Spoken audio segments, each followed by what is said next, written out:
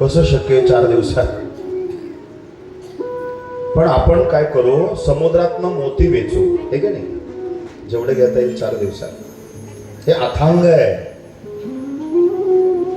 सांगू का प्रमाण? जरी विमल शारदा धरिती पत्र घे लेखना, अहर्निशी लिहितरी शिवगुणा सतो पारण. शिवास भजती पहा ऋषी प्रभू तसे दैत्य ते. श्री सगुण निर्गुणा धवल चंद्रिका शोभते. फार सुंदर आहे शिव महापुराण. आणि ही कन्सेप्ट मला फार आवडली. शिव जन्माच्या उत्सवा प्रित्यर्थे शिव महापुराण कथा. कारण भगवान शिवाचेच रुद्र अवतार म्हणजे छत्रपती शिवराय आहे. तरुणांना द्यावे तेवढे धन्यवाद थोडे. एकदा आमच्या ह्या तरुण समितीसाठी जोरदार आपण टाळ्या वाजवा. काय सुंदर असा उत्सव साजरा व्हायला पाहिजे. शिवजन्म उत्सव. जास्त प्रस्तावनेत न पडता विषयाकडे आपण प्रवृत्त होऊ. आज माझ्या माता भगिनींची संख्या जास्त आहे आणि प्रत्येक ठिकाणी जास्तच असते.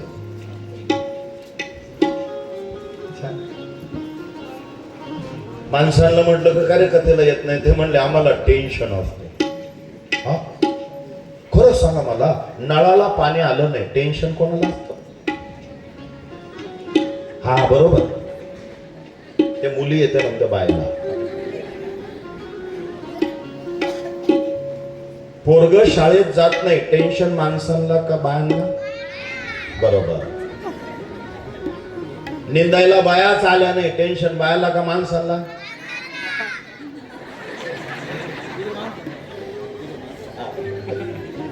इकडे माणसांना टेन्शन असतं. बर,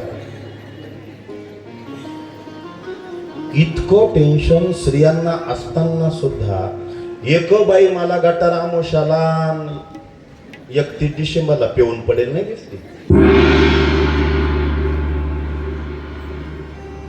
म्हणजे सहनशीलता तुमच्याकडून शिकावी. नारी तू नारायणी या देवी सर्वभूतेषु मातृरूपेण संस्थिता. नमस्तस्ये नमस्तस्ये नमस्तस्ये नमो नमः. छत्रपती शिवरायांना जन्माला घालणाऱ्या तुम्हीच. आणि तुम्ही मनावर घेतलं तर पुन्हा छत्रपती शिवराय जन्माला येतील. दर शिवजयंतीला राजे पुन्हा जन्माला या. महाराष्ट्र घडवाया जनतेला न्याय द्याया. महाराष्ट्र घडवाया जनतेला न्याय द्याया. राजे पुन्हा जन्माला या. राजे पुन्हा जन्माला या.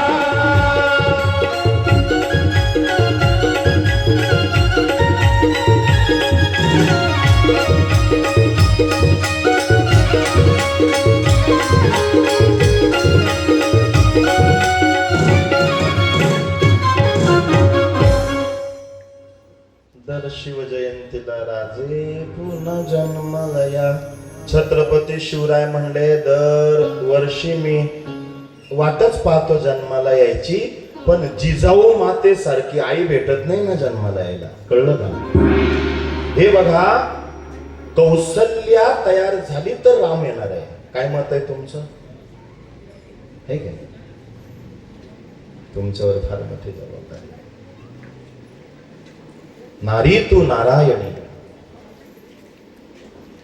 काय मिश्री लावेल बाईने तिच्या अंगात तुळजाभवानी आली.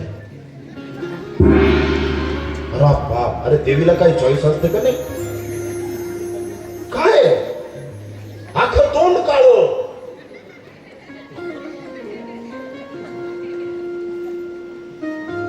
अहो अहो करायला लागली. मला नाही येत ते. मी पहाटे उठून नवरात्रात सप्तशती वाचतो, माझ्या स्वप्नात नाही, आणि नेहमी श्री लावेल. तिच्या लक्षात आलं 3,500 रुपये पिशवी तसेच आणि घुमती आहे. देवीला बरोबर कळतं पिशवीत पैसे. ती जुनी पिशवी असायची बा कमरेची, मग तिने कमरेची पिशवी काढली, पुढं पडायला नको म्हणून असं पुढं हात करायची. अनोळखी माणसाने पिशवीला हात लावला का देवी म्हणायची अरे देवी.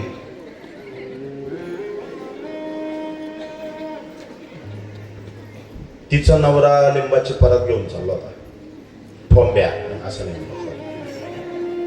नवरा धाकात ठेवायचं साधन आहे. मी टीका टिप्पणी नाही करत आहे. अरे श्रद्धा असावी, अंधश्रद्धा नसावी. शेवटी त्याला वाटलं ही पिशवी द्यायलाच पाहते कोणीतरी, मग त्याने ती परत खाली ठेवली आणि हात लावला त्या पिशवीला. मग ती देवी म्हणायला लागली यस यस. देवीला बरोबर कळतं कोणाका पिशवी द्यावी, कोणाका न द्यावी. मी म्हणतो तुळजाभवानी तुमच्या अंगात येते, चांगली गोष्ट आहे. रेणुका माता येते, चांगली गोष्ट आहे. सप्तशृंगी येऊ द्या, चांगली गोष्ट आहे. माफी मागून बोलतो, कधीतरी छत्रपती शिवरायांची जिजाऊ तुमच्या अंगात आली, छत्रपती जन्माला येईल, हा माझा मुद्दा आहे.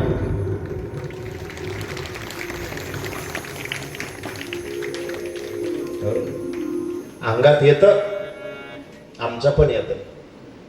पण कोणतं?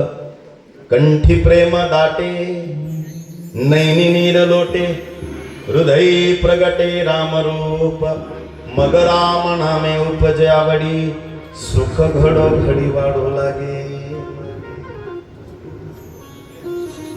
मी तुमच्या जबाबदाऱ्या जास्त सांगतोय, कारण त्या शिवमहापुराणामध्ये आल्या आणि तुम्ही अमूल्य आहात.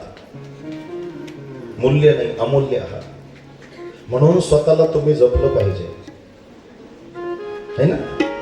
काचेचं कपाट वेगळं असतं, लाकडाचं कपाट वेगळं असतं. कळलं का? बरं ते नाही कळलं. लोखंड कुठे पडलं तरी चालतं, सोनं कुठे टाकता येतं काय? आता कळलं का तुम्हाला? हा, मग तुम्ही कोण आहात? सोनं. आम्ही कोण? लोखंड. कोण म्हटला? हसत खेळत पुढे जायचं आपल्याला. आणि संवाद आहे. कथा म्हणजे वाद नाही, संवाद आहे. बोलायचं, छानपैकी बोलायचं. मला उत्तर द्या बरं का. बोलताय ना सगळे? हा, झोपायचे नाही ना? हे कुरकुरे बंद कर. हे नका देऊ पोरांना, फार वाईट आहे ते. लक्ष द्या. सुरू झाली शिवमहापुराण कथा. शिवमहापुराण कथा जीवनाची व्यथा दूर करणारी कथा आहे. एकाग्र चित्ते करिता श्रवण, तेने होय दिव्य ज्ञान, त्या ज्ञाने परमार्थ साधन पंत सुलभ होतसे. सचरित्र श्रवण करता परमानंद होय चित्ता, ओळखूया सत्य असत्यता परमार्थ प्रपंचाची. काय सुंदर आहे, माझं आवडतच आहे हे.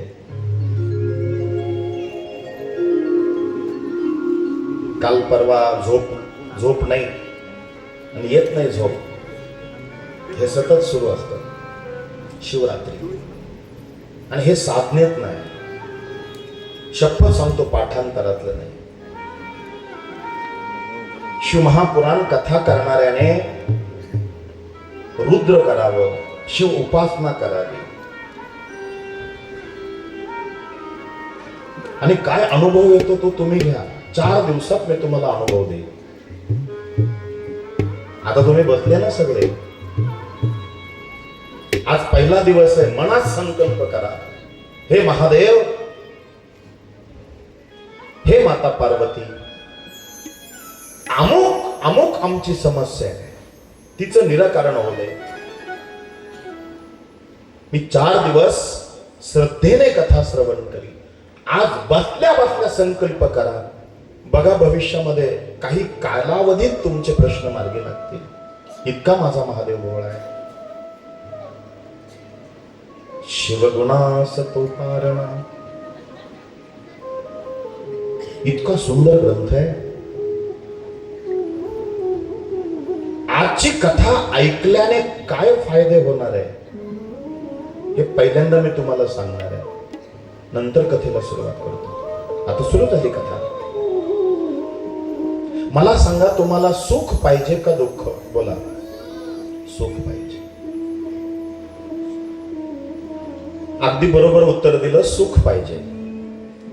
दुसरा प्रश्न, दुःख राहून सुख पाहिजे का दुःख जाऊन सुख पाहिजे? काय? तुमच्या गावातले पोरं फार हुशार आहे हो. काय डोकं पहा ना, म्हणजे लहान पोरांना सुद्धा कळतं खरं सुख आहे. बरं बरं, जाऊ द्या. आता तिसरा प्रश्न. मी पहिला प्रश्न विचारला, सुख पाहिजे का दुःख पाहिजे? तुम्ही म्हणले सुख पाहिजे, बरोबर. दुःख जाऊन पाहिजे का दुःख राहून? तुम्ही म्हणले दुःख जाऊन पाहिजे. आता तिसरा प्रश्न, गेलेलं दुःख किती दिवसाने परत यावं असं वाटतं? बोला. हा, कधीच नाही. कुरकुरे खातो काय? कधीच नाही. गेलेलं दुःख परत येऊ नये. चौथा शेवटचा प्रश्न, मिळालेलं सुख किती दिवस राहावं असं वाटतं? बोला. या पोरांना बक्षीस द्या, एकदा टाळ्या वाजवा. म्हणजे त्यांना प्रस्तावना कळली. आपल्याला सुख पाहिजे. सुख म्हणजे कोण आहे? सुख म्हणजेच ईश्वर आहे. सर्व सुखाचे आगर बाप रखो मा देवीवर, किंवा संसारा आलिया एक सुखाही आठवावे पाय विठोबाचे, किंवा आपुला तो एक देव करुणी घ्यावा तेने विना जीवा सुख नाही. मग त्या देव प्राप्तीसाठी, त्या सुखासाठी आम्हाला काय करावं लागेल? त्यासाठी आपल्याला कथा, कीर्तन, प्रवचन, सुविचार ऐकावे लागतील. हे चांगले विचार ऐकल्याने दुर्बुद्धी जाते आणि सद्बुद्धी येते, आणि सद्बुद्धीच माणसाला खऱ्या सुखाकडे प्रवृत्त करते, आणि दुर्बुद्धी आपल्याला देवापासून दूर नेते. म्हणून एकाग्र चित्ते करिता श्रवण, एकाग्रतेने ऐका, सर्वांगाचे कान करून ऐका, व्यथा दूर होईल. सत्कर्माची प्रेरणा होईल आजची कथा ऐकून. अंगी विनम्रता येईल. बरं का पोरांनो, एकाग्रतेने ऐका. तुम्ही शेवटपर्यंत बसलेले, तुम्हाला उंदराची गोष्ट सांगणार आहे. संकट मुक्तीचा उपाय तुम्हाला सापडेल. दुर्लभ असलेल्या साधू संतांचे तुम्हाला दर्शन मिळेल. संकटात मदत मिळेल, तुम्ही एकटे पडणार नाही. आजची कथा ऐकून तुमच्या हातून परोपकार घडेल. आजची कथा ऐकून तुमच्याकडून तीर्थयात्रा घडेल. आजची कथा ऐकून तुमची वृत्ती धर्म अनुरागी होईल. मन दुष्कर्मापासून परावृत्त होईल. आजची कथा ऐकून ऐश्वर्य आणि संपन्नता येईल. जे शिवभक्त आहे किंवा नसतील, त्यांच्या अंतःकरणामध्ये शिवभक्ती दृढ होईल. आणि ऐका, आजची कथा ऐकून संतती सुलक्षणी होईल.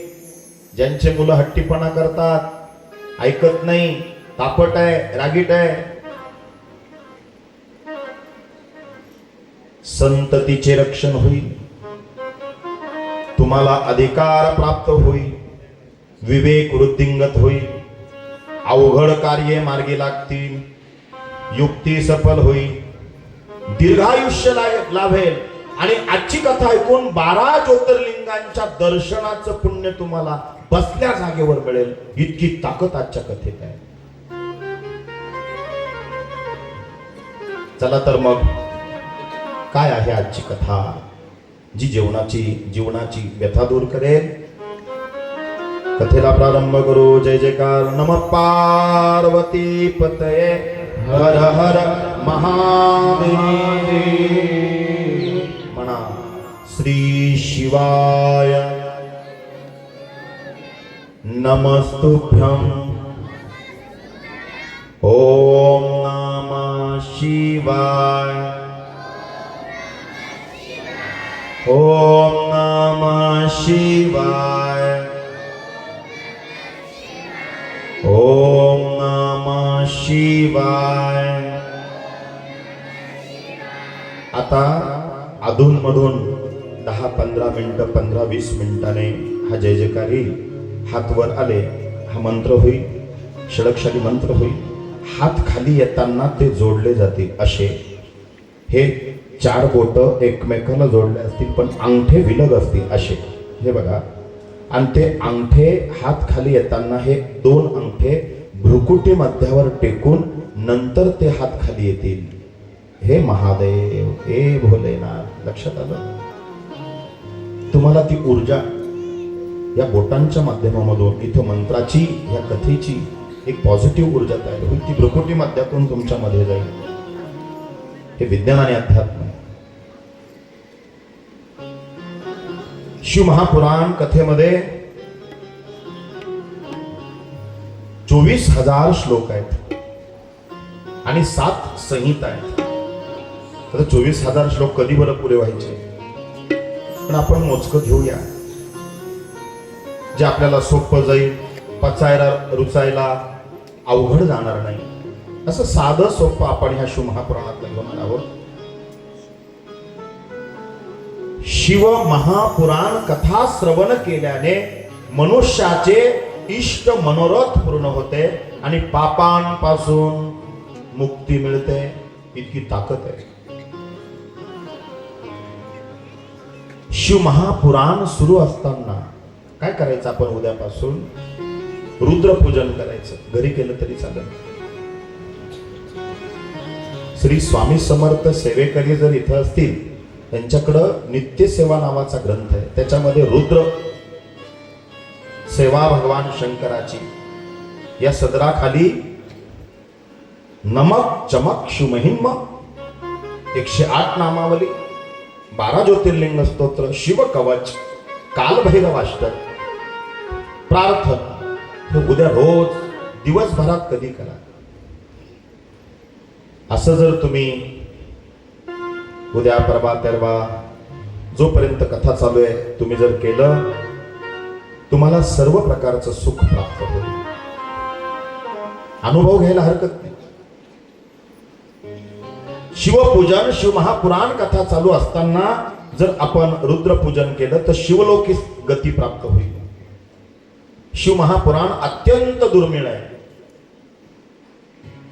17 पुराण बार बार, शिव महापुराण सिर्फ एक बार। म्हणजे 17 महापुराण आपण वारंवार ऐकले, जेवढं पुण्य प्राप्त होईल। हजार वेळेला 17 महापुराण तुम्ही ऐकले, जे पुण्य प्राप्त होईल। एकदा शिव महापुराण ऐकल्याने हजारो वेळा 17 महापुराण ऐकल्याचं, वाचण्याचं पुण्य तुम्हाला एक शिव महापुराण कथेमध्ये मिळेल। कारण 1000 पट फलश्रुती देणारं एकच महापुराण आहे शिव महापुराण। या शिव महापुराणाने काय मिळतं? धर्म, अर्थ, काम, मोक्ष शिव देखता प्रत्यक्ष। धर्म अर्थ काम मोक्ष, धर्म अर्थ काम मोक्ष शिव देखता प्रत्यक्ष, शिव देखता प्रत्यक्ष। वाटे बदला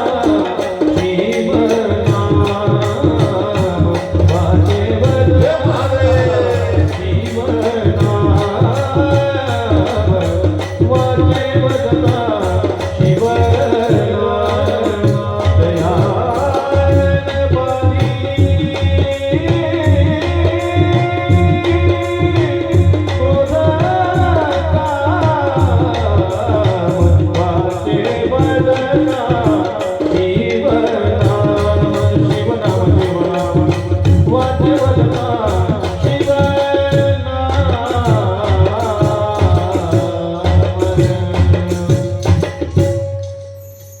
एकनाथ महाराजांनी अनुभव सांगितलाय. वाचे वदता शिवनाम तयान बादी क्रोध काम. शिव महापुराण ऐकल्याने, रुद्र पूजा केल्याने धर्म, अर्थ, काम, मोक्ष, शिव देखता प्रत्यक्ष 4 पुरुषार्थ प्राप्त होतात. कुठल्याही ग्रंथाची सुरुवात हा ग्रंथ श्रवण केल्याने किंवा शिवपूजन केल्याने मानवी जीवनावर काय फायदे होतात, काय परिणाम होतात, ही फलश्रुती प्रत्येक महापुराणाच्या सुरुवातीला असते. शौनकादी ऋषीमुनी रोमहर्षण नावाच्या सुतांना विचारतात, कलियुगामध्ये शिव महापुराण श्रवण केल्याने कोणते पातकी शुद्ध होतात, जरा सांगाल का आम्हाला? मग पहिली कथा आली आहे देवराज ब्राह्मणाचा उद्धार. शिव महापुराणातली पहिली कथा फार सुंदर आहे. म्हणून कथा ऐकल्याने मी सुरुवातीला बोललो व्यथा दूर होते. कारण ह्या कथेमधून आपण आपल्या वास्तविक जीवनाशी जर स्पर्श केला, आपण कुठे आहोत? कथा ऐकायला रोज यायचं. कथाकाराला खूप काही कळतं म्हणून नाही यायचं. कथाकार फार ज्ञानी आहे म्हणून नाही यायचं. कथाकाराला खूप तत्वज्ञानी आहे, खूप काही येतंय, त्याचं संस्कृत पक्क आहे, जाणता आहे म्हणून नाही यायचं. कथा ऐकता ऐकता आपल्याला कथेत आरसा दिसतो. आरसा आणि आरसा हा कधी खोटं बोलत नाही. जसा आपला चेहरा आहे तसंच प्रतिबिंब आरशात दिसतं. कथेमध्ये आपल्याला अंतरंगाचा आरसा दिसतो. आपल्या अंतरंगामध्ये काम, क्रोध, मोह, मद, मत्सर, लोभ हे षडरिपू शत्रू आहेत का? मग ते असतील तर ते दूर कशाने होतील? पुन्हा तिथंच विषय येतो. महापुराण ऐकल्याने, कथा ऐकली पाहिजे. कारण जीवन जगत असताना कथा ऐकल्याने आपल्याला आपल्या प्रापंचिक जीवनामध्ये कथेचा चांगला असा सदुपयोग होतो. काय बोललो मी? उपयोग होतो. कसं काय? आमचे जुने कीर्तनकार दृष्टांत द्यायचे. एक कथाकार रेल्वेत बसलेले, रेल्वेच्या डब्यात बसले. समोर एक सुटाबुटातला माणूस त्याच्याशी डोकं लावतो. आणि काही काही शिकलेले लोक असे असतात, त्यांना असं वाटतं आम्ही शिकलो, आम्हाला नॉलेज आलं म्हणजे आम्ही फार काही मिळवलं. चांगली गोष्ट आहे. माणसाने वेल एज्युकेटेड असावं, सुशिक्षित असावं. पण सुशिक्षित शब्दाचा अर्थ माणसाशी माणसाने माणसासारखं वागणं, याला सुशिक्षित म्हणतात. मग तो अडाणी असला पण तो माणसाशी माणसासारखा वागत असेल तो सुशिक्षितच आहे. पण इतकं शिक्षण घेऊन सुद्धा, वेल एज्युकेटेड असताना सुद्धा माणसाशी कसं वागावं हे कळत नाही, तो अशिक्षितच आहे. काय महाराज, काय आज कुठं? जळगावला चाललो. कशाला? कथा करायला. काय कथा करता? कथा केल्याने, कथा ऐकल्याने काय होतं? काम करावं, शिक्षण घ्यावं, नोकरी व्यवसाय करावा. महाराज म्हणले अरे ते करण्यासाठीच कथा ऐकावी. हट, मी मानत नाही. सब झूठ है. कौन सी कथा करते हैं आप? बोले राम कथा. आता एखादा जर समजून सांगून ऐकत नसला तर आपल्या डोक्याचं उगीच दही करू नये, सोडून द्यावं. काही काही लोकांना कळतच नाही, मग कशाला आपण त्रागा करून घ्यावा? ठीक आहे बाबा, तू मोठा, असं हेच बरं. आपण उगीच डोकं लावू नये, शांत बसून घ्यावं. याची बडबड चालूच त्या कथाकाराला. उगीच आपला टाइमपास करता, कथा करता, लोकांचा टाइम घेता. काय मिळतं त्या कथेने? चल, आता खूप बडबड केली, बुट वगैरे घातले, बॅग घेतली.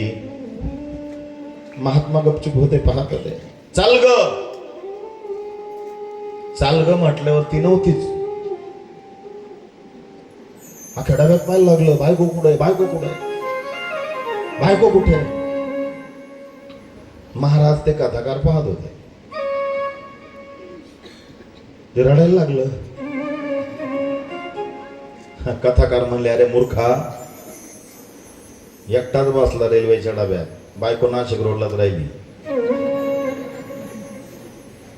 ते बोलत नव्हते, आता बोलले. तुम्हाला कसं काय माहिती? अरे मूर्ख आहेस तू. आयुष्यात एकदा जर रामकथा ऐकली असती ना, तुझी बायको नाशिक रोडला राहिलीच नसती. तुम्हाला कसं काय?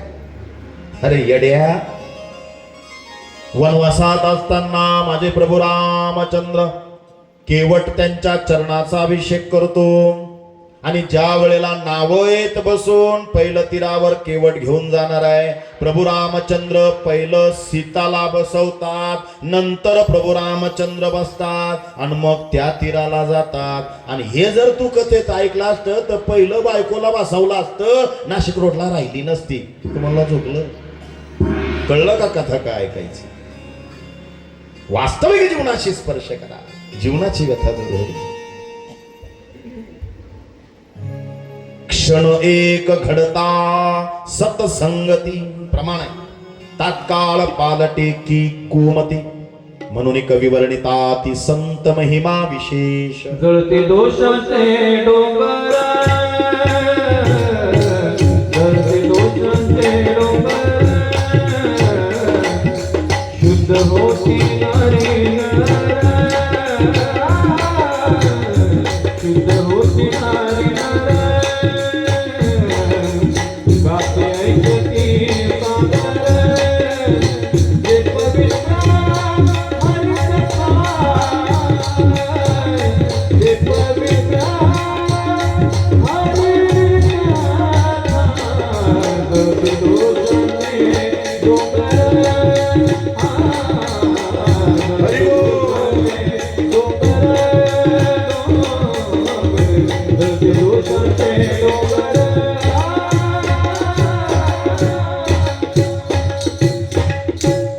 जळती दोषांचे डोंगर. किती मोठं महापातक असू द्या, कथेमधलं एक वाक्य, एक सिद्धांत आपलं आयुष्य बदलून टाकेल. क्षण एक घडता सतसंगती, तात्काळ पालटे की कुमती, म्हणून कवी वर्णिता ती संत महिमा विशेष. आमचे जुने कीर्तनकार दृष्टांत द्यायचे. एक राजाला वाटलं मला गुरु भेटावा, आणि आयुष्यात कधीतरी वाटलं पाहिजे आपल्याला गुरु मिळावा, कारण ज्याने गुरु नाही केला त्याचा जन्म वाया गेला. गुरु केला पाहिजे. आणि तो निघाला गुरुच्या शोधार्थ. राणीला म्हटला मी गुरु शोधतो. ठीक आहे जा. गेली, एकदाची कटकट म्हणली. तिने प्रधानजीला जवळ बोलवलं आणि सांगितलं, हा राजा ना, याचं लक्षच नाही, सारखं गुरु पाहिजे, देव पाहिजे, अमुक पाहिजे. असा मेला तर बरा. बायको किती कठीण आहे. मग त्या प्रधानजीने राजाला कसं मारायचं नियोजन प्लॅनिंग करताना दर हप्त्याला जो न्हावी यायचा दाढी करायला त्याला बोलून घेतलं आणि सांगितलं, तुला 1000 सोन्याच्या मोहरा देतो, दाढी करायला वस्तारा घासायचा. दाढी करता करता तो वस्तारा राजाच्या मानेवर फिरून त्याची मान कापून त्याला मारून टाकायचं. बक्षीस तुला. कोणालाच कळणार नाही. राणीची सुद्धा परमिशन आहे.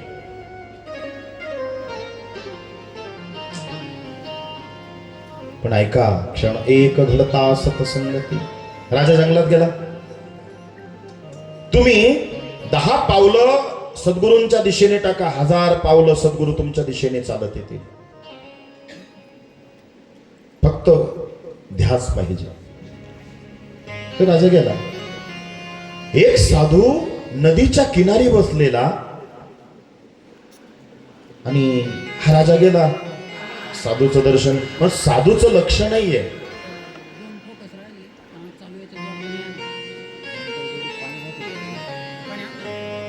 जाऊ द्या, काही नाही करणार ते. उद्या कोणी म्हणाय नको बगूरच्या बाबाची कथा होती, कुत्र सुद्धा नव्हतं. कुत्र पण नव्हतं. हे असे विनोद तयार होतात आणि त्याचं काहीतरी भाग्य असेल. इथं कोणी येतं का सांग, मला सांगा. गावात एवढेच लोक आहे का? भरपूर आहे. मग सगळे येतात का? नाही येत. इरादे तो रोज बनते हैं बनकर टूट जाते हैं. इरादे तो रोज बनते हैं बनकर टूट जाते हैं. कथा सुनने वही आते हैं जिसे मेरे महादेव बुलाते हैं. हे त्यांनी बोलवणं पाठवलं म्हणून तुम्ही आला. हो, माणसं माणसाची निवड करतात, ती माणसं संसदेत जाऊन बसतात. माणसं माणसाची निवड करतात, ते माणसं संसदेत जाऊन बसतात.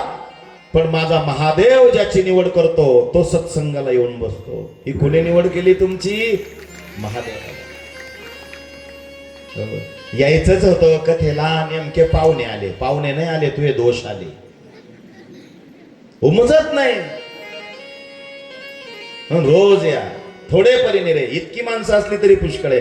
10 लोक असते तरी मी कथा केली असती. काळजीच नाही. कारण एवढेच लोक जर तयार झाले तर लाखो लोकांपर्यंत जाऊन पोहोचतील. भगवान शिवांचा, छत्रपतींचा संदेश घराघरापर्यंत पोहोचेल. फक्त तुम्ही निष्ठावान राहा. संस्कार, संस्कृती, धर्म आणि नीती पाळा. सत्याच्या मार्गाने चला. आणि छत्रपती शिवरायांनी ज्या आचार विचाराची संहिता हिंदुस्थानाला जी दिली, तिच्यावर दृष्टिक्षेप टाकून आपल्या मुलांना ते धडे शिकवा. फार चांगला परिणाम होईल. असो, तो राजा त्या साधूच्या पाया पडतो आणि तो साधू राजाकडे नाही बघत, ते दुसरीकडे बघतो. पुढं एक बगळा चोचीत पाणी घ्यायचा, खडकावर टाकायचा आणि त्या पाण्यात चोच घासायचा. पुन्हा पाणी आणायचा, तो बगळा खडकावर टाकलाय, त्याच्यात चोच घासायचा. राजा बसेल साधूच्या पायाजवळ. साधूचं लक्ष राजाकडे नाही, त्या बगळ्याकडे पाहतंय. राजाला वाटायचं एखादा तरी मंत्र मला मिळावा. तो साधू त्या बगळ्याकडे पाहून म्हणत होता, घीस घीस घासी ऊपर डाले पानी, तुम्हारे मन में जो बात है वो तो मैंने जानी. कोणला म्हणला? साधू. बगळ्याकडे. बगळ्याकडे पाहून राजाला वाटलं मलाच मंत्र मिळाला. ते पाया पडलं, निघालं घरी. मंत्र पाठ करीत. कोणता? घीस घीस घासी ऊपर डाले पानी, तुम्हारे मन में जो बात है वो तो मैंने जानी. केला का पाठ मंत्र? साधूने मंत्र कोणाकडे पाहून म्हणला? बगळ्याकडे. राजाला वाटलं मंत्र मला दिला. घीस घीस घासी ऊपर डाले पाणी. राणी म्हणली याच्या का डोक्यात फरक पडलाय का ना? येडच आहे, झोपत नाही, काही नाही. घीस घीस घासी ऊपर डाले पाणी, तुम्हारे मन में जो बात है वो तो मैंने जानी. नेमक्या दुसऱ्या दिवशी दाढी करायची दिवस नाही आला. दगडावर पाणी टाकलं, वस्तारा घासायला सुरुवात केली. याचा मंत्र सुरू झाला, घीस घीस घासी. कळलं बहुतेक तुम्हाला. घीस घीस घासी ऊपर डाले पानी, तुम्हारे जो मन में बात है वो तो मैंने जानी. वस्त्राच गळून पडला. अरे बाप, मी नाही. काय? राणीने सांगितलं होतं गळा कापायला. तो म्हणला मी कुठं काय म्हणलो? नाही, तुम्ही आताच म्हणले घीस घीस घासी. तो म्हणला नाही, माझ्या साधूचा मंत्र बोललो. अहो, त्या मंत्रातच सगळं आलं ना. म्हणे काय? मला कालच यांनी सुपारी दिली होती तुमची, वस्तारा घासायचा पाणी टाकून आणि दाढी करता करता राजाची मान कापून टाकायची. खळकण डोळ्यात पाणी आलं राजाच्या. जर मी गेलो नसतो, साधूचं दर्शन केलं नसतं, मला नाही माहित साधूने मंत्र मला दिला का त्या बगळ्याला दिला. आणि क्षण एक घडता सत्संगती, तात्काळ पालटे की. दृष्टांत सिद्धांताला घ्या. 4 दिवसाच्या कथेमध्ये एखादं वाक्य वाक्य, एखादा तोडगा, एखादा उपाय आपल्या जीवनामध्ये परिवर्तन करणारा ठरेल. नम पार्वती पतये हर हर महादेव. उमा महेश्वर भगवान की जय. म्हणा श्री शिवाय नमस्तुभ्यम. हे महादेव, हे भोलेनाथ. अरे वा, शिकले सगळे, क्या बात है, बहुत बढ़िया.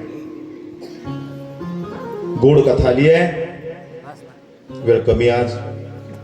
फार पूर्वीची गोष्ट आहे. किरातांच्या देशात एक अत्यंत दुर्बळ दरिद्री ब्राह्मण राहत होता. तो कधी धर्मनीतीने वागत नसे.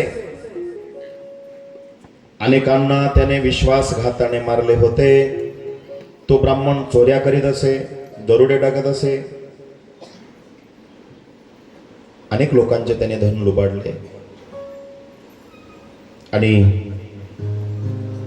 एक दिवशी देवराज नावाचा तो ब्राह्मण प्रतिष्ठानपूर नावाच्या एका नगरात तो त्या ठिकाणी गेला. आणि संध्याकाळ झाली म्हणून एक शिवालय म्हणजे भगवान शिवाचं मंदिर, तिथं तो मुक्कामासाठी विसावला, थांबला. रात्री आता इथंच झोपू आणि सकाळी निघू. पूर्वीच्या काळी काही दळणवळणाची साधनं, गाड्या वगैरे असं काही नव्हतं, पायी पायी. आणि तो त्याच्या काव्या डाव्यातच होता. आज कोणाला लुबडायचं, उद्या कोणाला, डोक्यात तेच चालू होतं. ब्राह्मणोस मुखमासीत बाहू राजन्यः कृताः पुरुतदस्य बुद्धिवेशः पत्न्यां शूद्र अजायत मुखदिन्द्रश्वग्निश्च प्राणद्वायुरजायत नाभ्यासदन्तरिष्णं शिष्णुर्धो समवर्तत पद्म्या भूमिदृशः श्रुता तथा लोकाकल्पनं सप्तासनवृदय श्री सप्ताह समिधागृतम् देवा यदद्यतन्वान अवदनं पुरुषं पशुं. मला कळलं, तुम्हाला काहीच नाही कळलं. हे संस्कृत आहे. ब्राह्मण, अग्नी आणि गाय ही देवाची रूप आहेत. नियम आहेत ब्राह्मणाला, सगळ्यांना नियम आहे. आणि मानवाचं जीवन हे नियमात असायला पाहिजे, चाकोरीत असायला पाहिजे. त्रिकाल संध्या करावी, ब्राह्मणाने गळ्यात जाणवं असावं, गायत्री मंत्राचा जप करावा, जिथं पूजा केली तिथं दक्षिणा मागून घेऊ नये, जे मिळालं त्याच्या संतुष्ट राहावं. त्या दक्षिणेतला काही भाग परब्रह्म परमात्म्याच्या सेवेसाठी, मंदिरासाठी, सात्विक कार्यासाठी दान धर्म ब्राह्मणांनाही करावा, असे नियम आहे. पण सगळं विरोधात आहे. हा देवराज, किती गोड नाव होतं देवराज, पण सगळं विरुद्ध वागणं. शिव मंदिराच्या तिथं तो मुक्कामाला थांबला. आणि नेमकं त्या दिवशी त्याच्या अंगात ताप भरला. तर पावसात ओला वगैरे झाला, 2-3 दिवस थोडा कफ झाला, सर्दी झाली आणि त्याच्या अंगात ताप भरला. इकडे लक्ष द्या. तो तिथंच पडून राहिला, झोपला. झोप काही येत नाही पण पडलेला आहे. त्या मंदिरात शिवमहापुराण कथा सुरू आहे.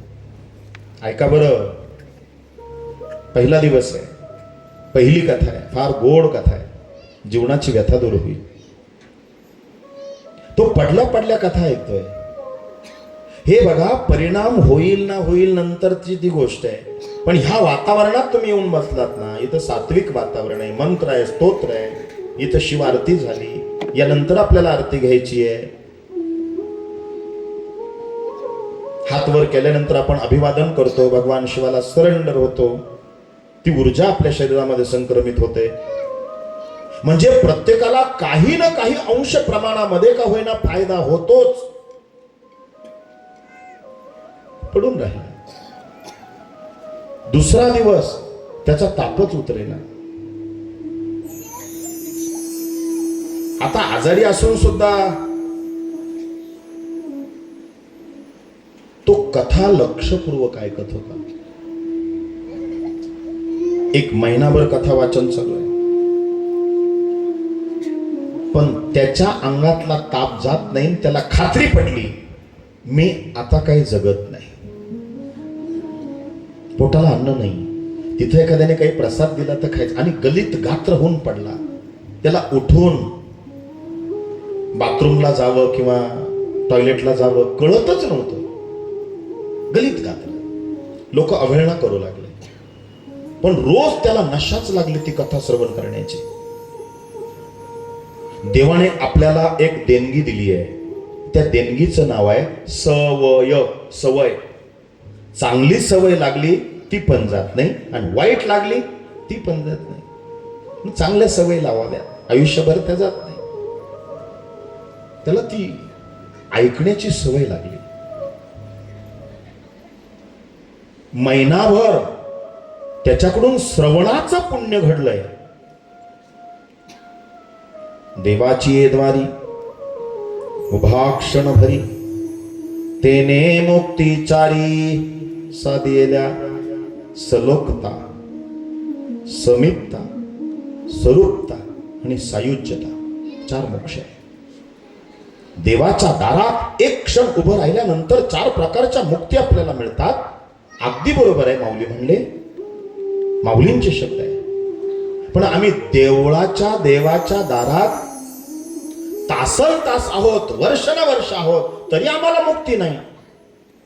अरे कोणतं देवळाचं दार, कोणतं दार? हरिद्वार नाही.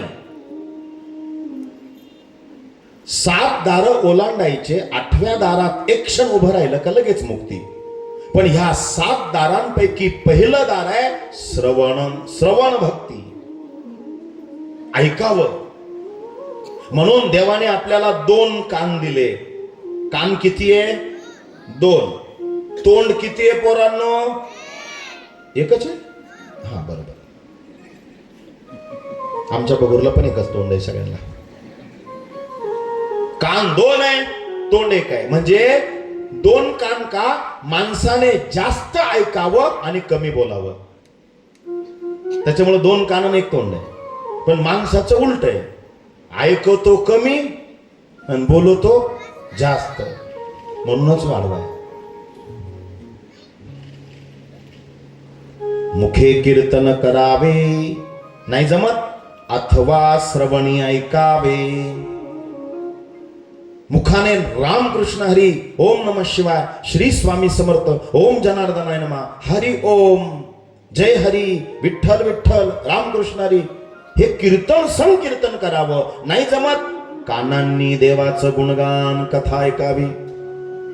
या ब्राह्मणाने संकीर्तन, एक सांगू, तुमच्या पूर्व पुण्याईने किंवा ह्या जन्मातल्या पुण्याईने तुमच्याकडून नामस्मरण घडतं. काहीतरी पुण्याईने तुमच्याकडून श्रवण भक्ती कथा ऐकण्याचं पुण्य तुमच्या माझ्याकडून घडत असतं. काहीतरी पुण्य असेल त्या ब्राह्मणाचं पूर्वजांनी केलेलं, म्हणून त्याने महिनाभर कथा ऐकली. ऐका ना, त्याचा अंतकाळ जवळ आला. शरीर क्षीण व्हायला लागलं. त्याला भूक लागली. काही पोटात नाहीये, तापाने अंग फणफणलंय. कथा झाली, सगळे निघून गेले. पण त्या दिवशी नेमकं पुजाऱ्याकडून मंदिर उघडं राहिलं. महादेवाचं मंदिर उघडं राहिलं. उठता येत नाही, तो खरकत गेला. आता मिनमिनता दिवा आहे. पूर्वीच्या काळी लाईटी नव्हत्या. मिनमिनता दिवा आहे, छोटीशी वात आहे आणि दिवा सुरू आहे. खरकत गेला आणि त्या शिवपिंडीवर असं चाच पडतोय.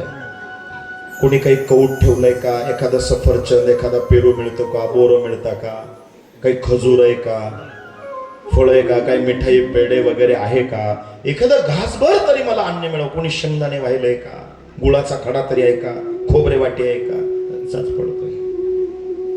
काही नाही मिळालं. बेलाची पानं होती, ती घेतली, अशी वास घेतला, परत पिंडीवर टाकली.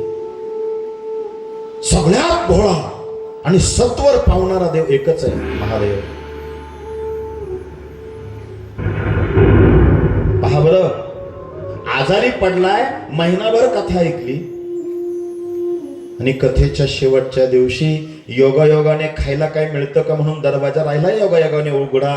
कुलूप नाही, कडी नाही, मध्ये घुसला आणि चाच पडतोय. शिवपिंडीला स्पर्श झाला, त्याचा सगळं पाप निघून गेलं. शिव भोळा, इतका भोळा आहे माझा महादेव. कशीही सेवा करा, महादेव कृपाच करतो. फार भोळा महादेव आहे.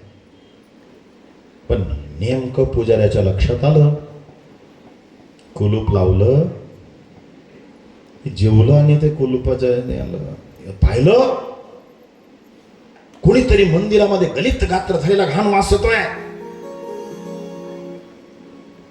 मंदिरामध्ये शिवपिंडीला हात लावतोय. अरे लाभ नाही वाटत तुला?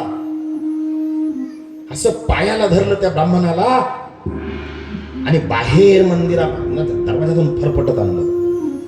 पण ऐका, जे जे लोक दर्शनाला येत होते त्यांच्या पायाची धूळ त्या मंदिरात पडली होती. ते फरफटल्यामुळे त्याच्या अंगाला ती धूळ लागली.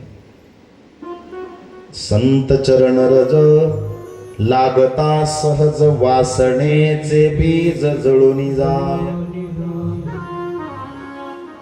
इतकी ताकद आहे शिवभक्तांमध्ये. त्यांच्या पायाची धूळ जरी अंगावर उडाली, समूळ वासना नष्ट होते. तेच झालं योग. योगायोग किती छान आहे पहा. हे सगळं शिवकृपेने घडत आहे. आणि अंतिमती सागती. इतकं पाप केलेलं,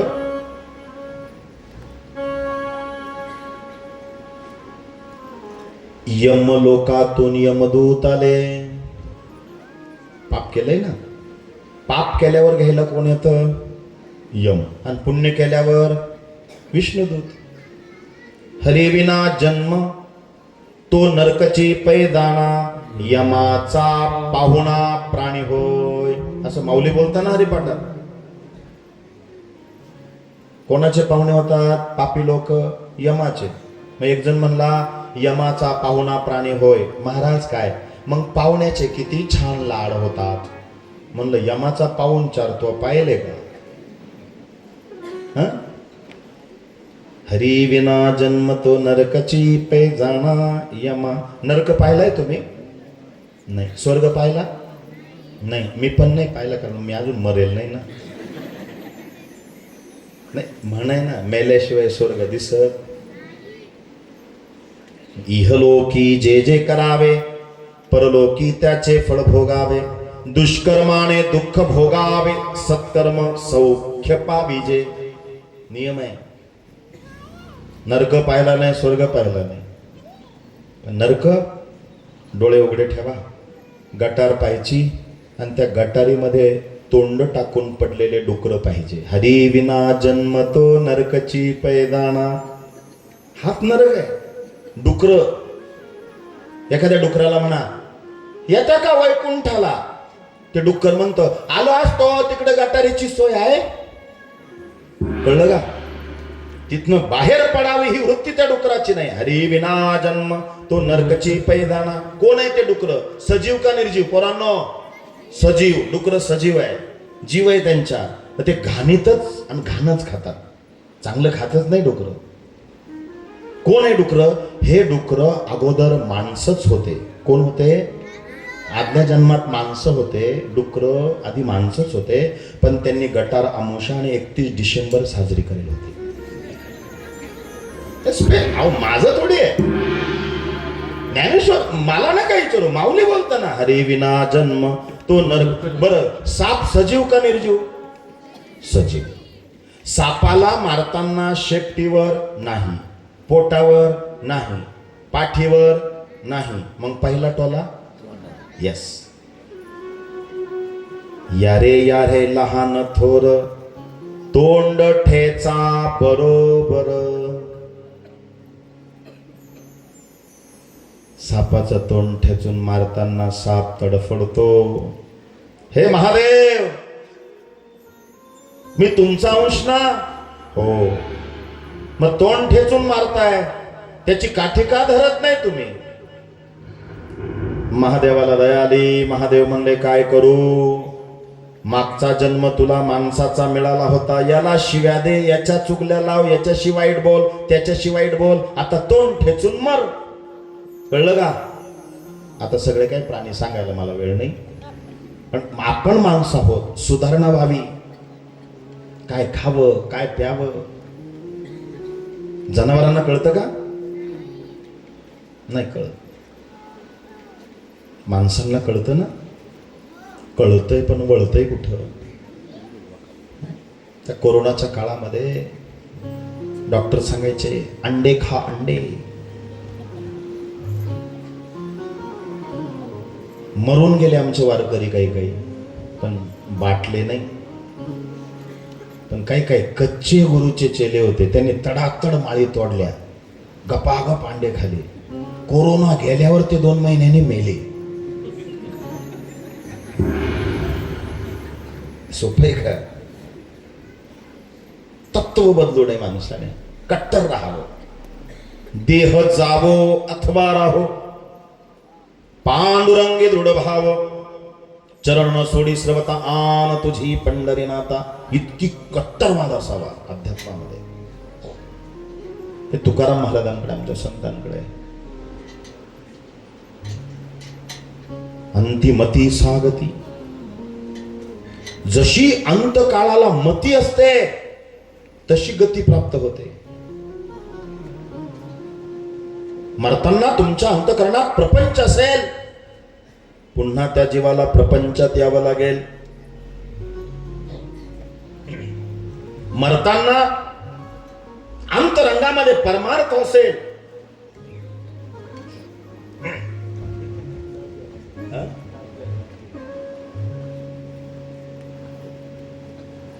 अंतकाळी नाम आले ज्याच्या मुखा, अंतकाळी नाम आले ज्याच्या मुखा.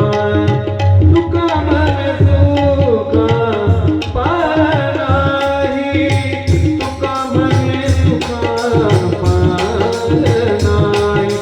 अंतकाळी नाम आले ज्याच्या मुखा, अंतकाळी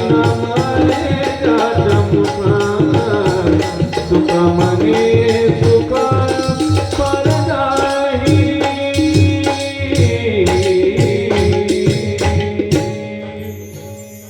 किती गोड प्रमाण आहे. गोविंद गोविंद म्हणा लागलिया छंद, मग गोविंद ते काया भेद नाही देवातया. अंतकाळाला जशी मती असते तशी गती प्राप्त होते. देवाचं नाम यावं. महापुराण सांगतं अंतकाळाला कोणाचं नाव यायला पाहिजे? देवाचं. म्हणून जुने लोक हुशार होते, पोरांचे नाव सुद्धा देवाचे ठेवायचे है ना. निवृत्ती, ज्ञानदेव, सोपान, मुक्ताई, एकनाथ, नामदेव, तुकाराम है ना, सखाराम, रामभाऊ, जानकीराम, ज्ञानेश्वर, हरिभाऊ, रामचंद्र, केशव, माधव, शिवराम. गोड गोड नाव. आमचे जुने लोक शिकेल नव्हते, पण त्यांना कळायचं नाव कसे असावे.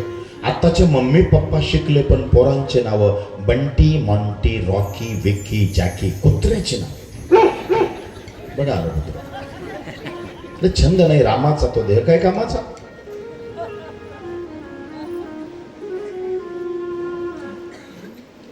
एक बाबा आजारी पडले,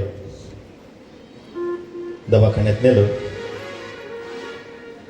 2 दिवसात डॉक्टर म्हणले आमचे प्रयत्न संपले, आता वरच्याच्या हातात. डॉक्टर काय म्हणतात? विज्ञान संपलं, आमचे प्रयत्न संपले, वरच्याच्या हातात. ते पोरं 4 होते, इतके शिकेल होते. ते म्हणले वरच्याच्या हातात म्हणजे वरती यांच्यापेक्षा स्पेशल डॉक्टर असेल.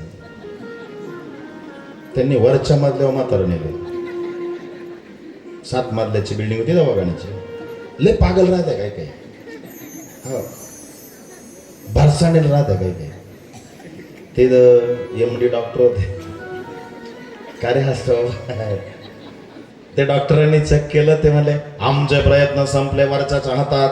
लहाना भाऊ मोठ्या म्हणा दादा काय किती लागू दे पैसे, पप्पांनी लय कमवेले, घे वरती. 3ऱ्या मजल्यावर म्हातारं नेलं. 7व्या मजल्यापर्यंत वरच्याच्या हातात, वरच्या वरती अमेरिकेची स्पेशल डॉक्टर आहे, त्यांनी चेक केलं. 2 तासाचे 2 लाख घेतले. आमचे प्रयत्न संपले, वरच्याच्या हातात. उचललं म्हातारं, नेलं वर, पण वरती गॅलरी होती, मधलेच संपले. वरच्याच्या हातात 7 दिवसात 14 लाख रुपये गेले. म्हाताऱ्याला कवडीची फरक नाही. लिफ्टने खाली आलं ते, आणि खालच्या फ्लोअरला दर्शनी भागात त्या काउंटरवर एक बाई बसलेली असते. फार लई मेली तिरसटासारखी वागवती, धड बोलतच. उचले महामरीला मराठी वाचक्या नांग. मी म्हणतो दवाखान्यातल्या लोकांनी इतकं गोड बोललं पाहिजे का त्या बोलण्यानेच पेशंटचा 50% आजार कमी व्हायला पाहिजे. बरोबर का चूक? काय पाहिजे? तू बसलीच का आला काळतोंडे इकडे? सॉफ्ट बोलावं, मृदू बोलावं. कांता मृदू भाषणी. स्त्रीने एकदम गोड सॉफ्ट मृदू बोलावं. मॅडम काय वरच्याच्या हातात 14 लाख रुपये गेले 7 दिवसात. कवडीचा फरक नाही म्हाताऱ्याला. 7 मजल्यापर्यंत नेलं वरच्याच्या हातात, वरती तर मजला नाही. ती मॅडम म्हणली तुमचा वरचा मजला रिकामा आहे का रे? आणि बरेचसे वरचे मजले रिकामे असते. हा मजला रिकामा असू नये, भरलेला असावा पक्का. अरे येड्यांनो, तुम्हाला खालच्याच ह्या फ्लोअरला कळायला लागत होतं वरच्याच्या हातात म्हणजे देवाच्या हातात. ते म्हणले अरे देवा. मग म्हातारं घरी आणलं. दवाखान्यात म्हातारं नुसतं पाहायचं, बोलत नाही, काय नाही. पण घरी आलं 2 दिवसात बोलायला लागलं. काही वातावरणाने सुधरा बोलायला लागलं. मग म्हातारी म्हणायची पोरा हो का, अरे आयुष्यभर रामकृष्ण हरी नाही, केशवा माधवा गोविंदा नारायणा काहीच नाही रे. अरे कसं आयुष्य घातलं मी. मग अरे आता अंतकाळ आला, काही दिवसात खात नाही पेत नाही, लागलंय बोलायला इकून तिकून. तर त्या म्हाताऱ्याला तुमच्या बापाला म्हणा रामकृष्ण हरी केशवा माधवा गोविंदा काहीतरी म्हण. ते म्हणलं आई आम्हाला सांगते, तूच जाऊन म्हण ना पप्पांना. ती म्हणली हा आयुष्यभर माव आवड, लग्नाच्या दिवशी जसे मोठे डोळे करायचे अजून तसेच करतो.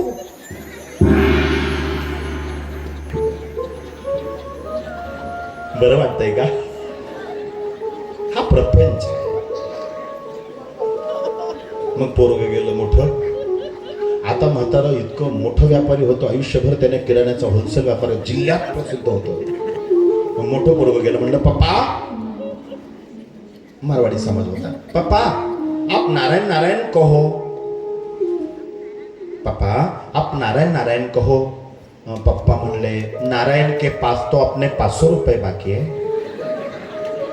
काय कळलं का? कळलं ना? ज्याच्या का उदारी होती ना त्याचं नाव नारायण होतं. किती राहिले होते? पप्पा आप नारायण नारायण कहो.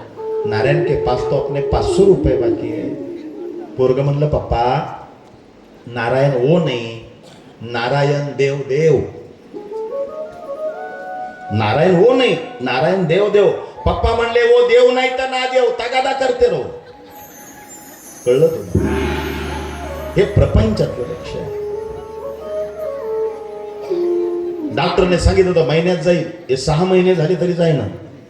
एक मराठी म्हण आहे, ज्याचा काटाळा बरोबर.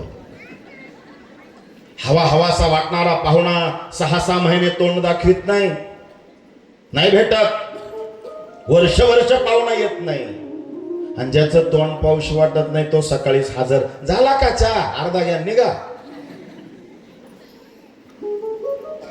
फक्त 22 वर्ष राहिले माझे विश्वमाऊली ज्ञानेश्वर महाराज. फक्त 22 वर्ष. जगद्गुरु तुकोबाराय फक्त 42 वर्ष राहिले. स्वामी विवेकानंद फक्त 35 वर्ष. अरे माझा शंभू राजा किती कमी वय आहे. चांगली माणसं जास्त दिवस राहत नाही, आणि ज्यांनी लगेच जावं ते जायला तयार नाही. पहा तुम्ही,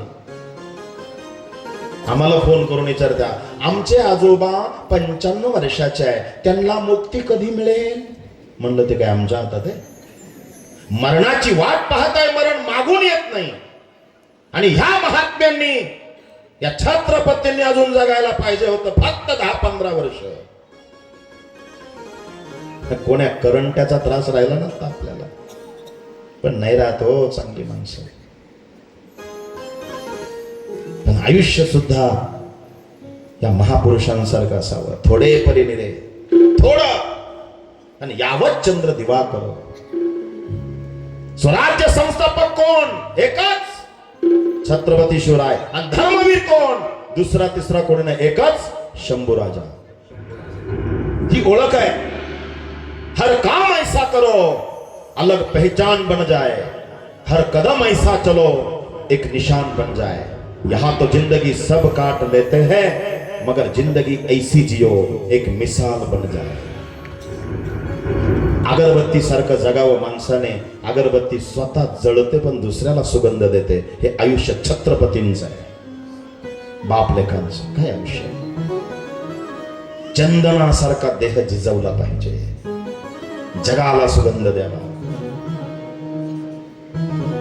एक दिवस हे सगळे निघून गेले. मळ्यात गेलं कोण व्यापाराला, कोण नोकरीला.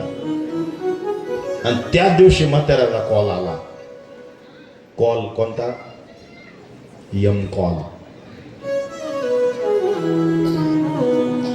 झाल्या तिन्ही सांजा करून शिनगर साजा वाट पाहते मी. हे भाऊ नको वाजू. उद्या म्हणायचं बघूच बाबा आता तमाशातले गाणे. तुम्ही काय अर्थ घेता सो आय डोंट नो, पण गोड अर्थ आहे. कोण म्हणतं गाणे वाईट आहे? झाल्या तिन्ही सांजा करून शिनगार साजा वाट पाहते मी ग येणार साजन माझा. झाल्या तिन्ही सांजा म्हणजे सकाळ दुपार संध्याकाळ, म्हणजे बालपण तरुणपण म्हातारपण. करून शिनगार साजा. कोणता शिंगार? 2.5 बांबू, 1.25 मीटर पांढरा कपडा, 1 मडकं शृंगार. आणि वाट पाहते मी कोण? रेड्यावर बसून येतो ना यम. येणार साज. किती बारी गाणं आहे सांगा. तुम्ही अर्थ धड घेते नाही. अजून एक गाणं आहे. एक बार आजा आजा आजा आजा आजा. शंकराला म्हणा नक्की, त्या झिपरीला नका म्हणू. काय कुठं काय अर्थ लावायचा? कोण म्हणतं वाईट आहे? नजर बदलो, ध्यान से सुनिए, सर्वांगाचे कान करा. नजर बदलो तो नजारे बदल जाते हैं, अपनी सोच बदलो सितारे बदल जाते हैं. दृष्टिकोन बदला, सृष्टी अख्खी ईश्वरमय दिसे. एकनाथ महाराजांना गाढवातही देव दिसला का? दृष्टी. आणि आम्हाला देवात देव दिसत नाही. शोकांतिक आहे. दृष्टीचा दोष आहे. अंधगाळाला कोणीच नाही. गपचूप मारायचं ना पलंगावर. खाली उतरलं ना भीतीला वर पाय करून मेलं मात्र काही गरज होती का? म्हणून ना काही काही जगती सरळ नाही म्हणा म्हणा, मरती सरळ नाही हो. लई ताळ राहतो काही काही राहता गावात अशो का लई त्रास. जिवंत असताना घरच्यांना त्रास, भाऊबंधांना त्रास, अख्ख्या गावाला त्रास, आणि मेल्यावर कावळ्याला त्रास. येत नाही का? लय त्रास. हे खडतर जीवन. बरं ते दुपारचं मरेल, हे संध्याकाळी आले, दारबीर उघडलं, पाहिलं, अरे 7 वाजता फोन केले सगळ्याला. 9 वाजता बाबांचा अंत्येष्टी विधी होणार आहे. मोतीचा कार्यक्रम. या 2000 लोक जमले. भातबीत शिजवला, पाणी तापवलं, आंघोळ घातली. पण त्या तिरडीवर मात्र बांधताच येईल. ते पायवर करून मरेल होतं ना. पाय दाबले का ते उठून बसायचे. ते उठून बसलं का नातू म्हणायचे भूत आलं. आणि हेच भूत रोज कॅडबरीन चॉकलेट द्यायचं. अरे भूत म्हणता. हे सांगतोय का? जोपर्यंत या देहामध्ये शिव आहे तोपर्यंत या शरीराला चेतन आहे. आणि ज्या दिवशी ह्या शरीरातनं जीवरूपी शिव निघून जातो त्या शरीराला प्रेत शव म्हणतात. शव. शिव विलँटी आहे आणि शव म्हणजे प्रेत आहे. शिव तत्व जीव आहे आणि शव म्हणजे अचेतन असलेलं ते शरीर आहे. किती शिव तत्वाला महत्व आहे. आज आपण कथा ऐकतोय, आज आपण जिवंत आहे. मी बोलतोय, तुम्ही ऐकताय, हे वाजवताय, हे सगळे श्रवण भक्तीचा का? जीव म्हणजे शिवतत्व शरीरात संक्रमित आहे म्हणून हा जिवंतपणा आहे. ते तूप घेतलं आणि त्या सुना चोळायला सुरुवात केली. ते सुनाने कंबर, ते सरळच होईना, आकडेल होती ती बॉडी. मग मोठी सून लहानीला म्हणली, मामांजी जिवंत होते तेव्हा तारास देऊन गेले, मेल्यावर खवाटाला तारास देऊनच मेले. सुनांना शेवटी यांनी बसून नेलं आणि एकदाच पेटावलं. सकाळी आज ते विसर्जनाला गेले, त्याचे हाडे वाकडेच हो. मग हिऱ्याच्या गोणीत भरले आणि बाहेर आंब्याच्या झाडाला टांगले. वारा आलं का गडगडा आलायचं ते म्हणले, म्हातारा ना रामकृष्ण हरी म्हणलं नाही, शिवा म्हणलं नाही, केशवा माधवा ओम नम शिवाय म्हणलं नाही, काशीला नेऊन तरी हाडं विसर्जित करू. आणि मग त्यांनी ना गाडी केली आणि मग सगळी तयारी झाली. गंगोळी घेतली, जवस घेतली, पांढरे काळे तीळ घेतले, गंगोळी घेतली, पूजेचं साहित्य घेतलं. पण मेन राहिलं ना ते हिऱ्याच्या गोळीतलं.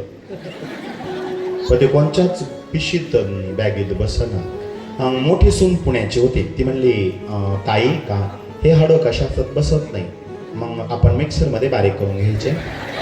अति शिकेलचे परिणाम काय डोके मिक्सर मध्ये काय दळावायचे अक्कल नाही.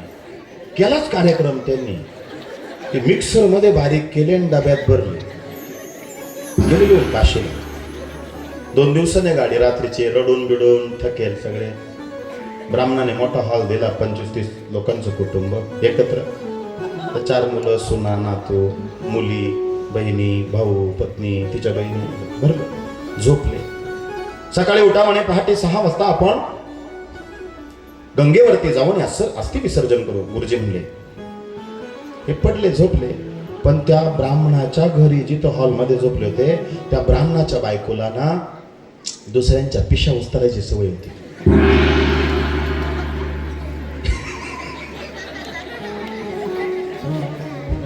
काही काहींना लय पिशा, लग्नात सुद्धा काही काही पिशा उचते राहते, त्याच कॅटेगरीतले आहे.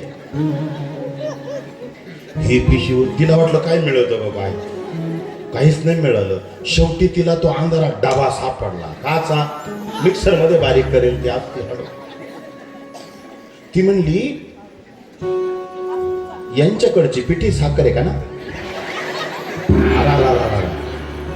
ती म्हणली, गोड लागणा.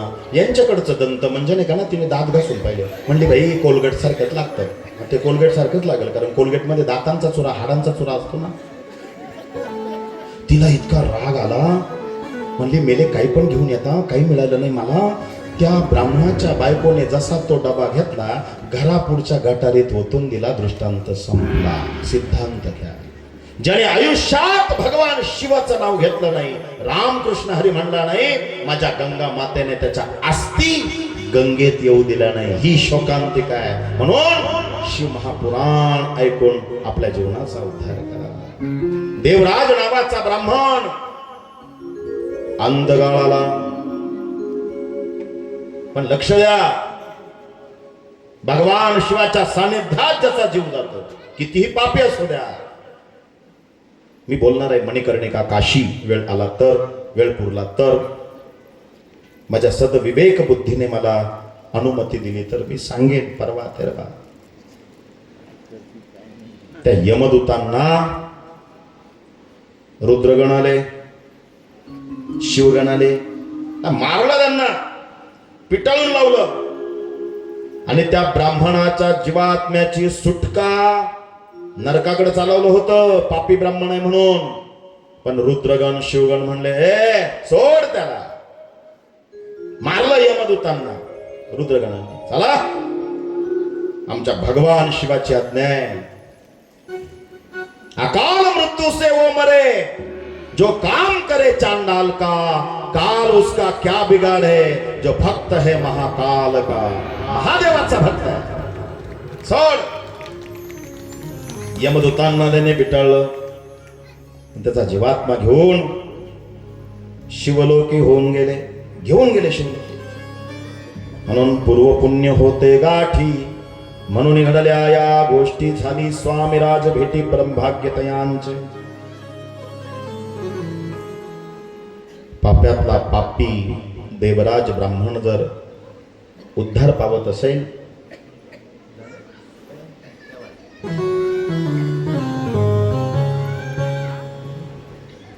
साडेदहा वाजले, एक 10-15 मिनिटं बोलू का दादा, बोलू का? ओके, हा गोष्ट चालू आहे, हुशार आहे, बोलू ना 10-15 मिनिटं मग. ओके, असंच ऐकूशी वाटलं पाहिजे, नाही तर मेल्याचं कधी होईल तो. ऐकावं असं वाटलं पाहिजे. गोड कथा आहे हो माझी, थोडी शिवमहापुराणातली कथा आहे, लक्ष द्या. मला सांगा, या कथेतनं एक शिकायचं आहे, पाप्यातला पापी देवराज नावाचा ब्राह्मण जर उद्धारत असेल ह्या कथेने, आम्ही तर एवढे पापी नाही आहोत. एवढे पापी आहेत का? पण नाही. मग आपला उद्धार होणार नाही का? होईल ना. म्हणून एकाग्र चित्ते करिता श्रवण, तेने हो यदि ज्ञान, त्या ज्ञाने परमार्थ साधन पंथ सुलभ होत असे. आपण काय करू, दुसरी कथा सुरू करतोय आपण. जी कथा समारोप करता करता झाकीच्या स्वरूपात आपण साकारणार आहोत, जिवंत देखावा. बघायचं सगळ्यांना. हा, मग आता इथं काही बुजुर्ग लोक आहे, आता 1 तास होऊन गेला ना, पाहायला कळ लागते, गुडघे मनके. मग थोडंसं उठून उभं राहू आपण, थोडासा भजनाचा आनंद घेऊ, 1-2-3 मिनिटं थोडंसं नाचू गाऊ मस्तपैकी, आणि पटकन खाली बसून पुढची कथा ऐकू, नंतर समारोप आरतीने. ठीक आहे, चला उभे राहा, लाजू नका, नाचा.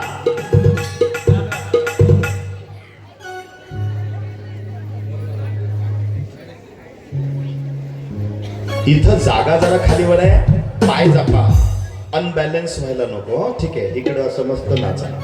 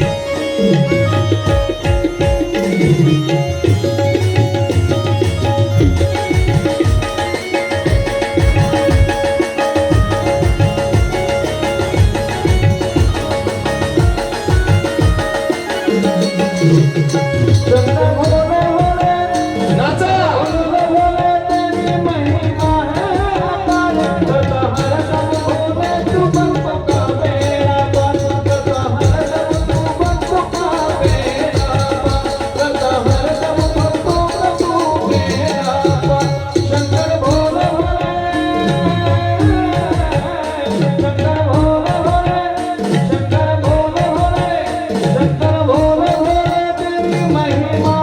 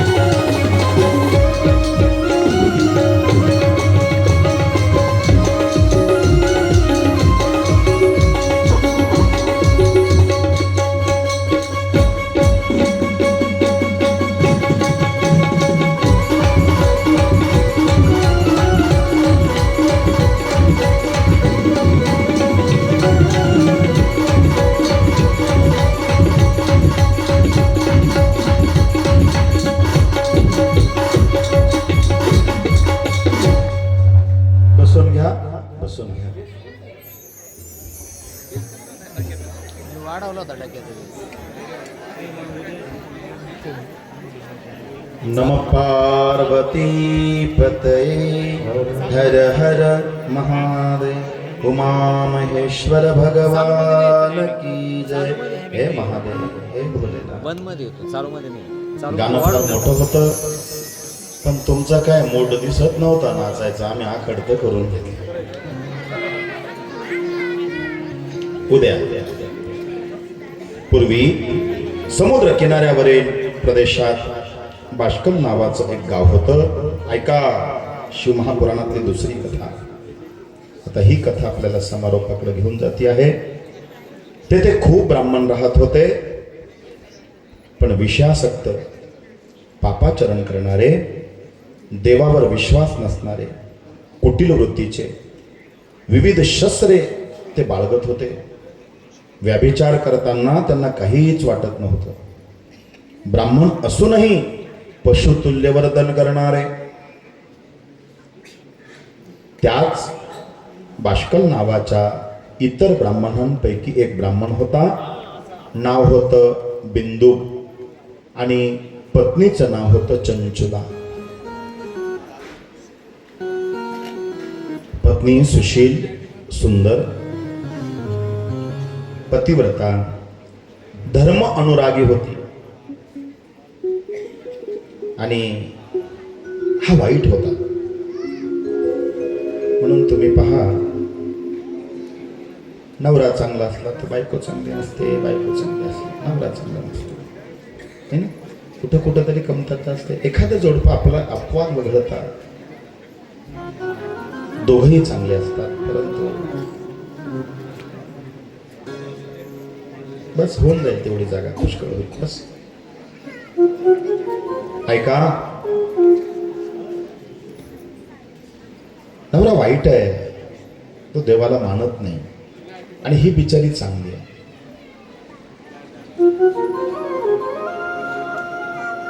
त्याने एका शूद्र जातीच्या स्त्री बरोबर बाहेर संसार थाटला,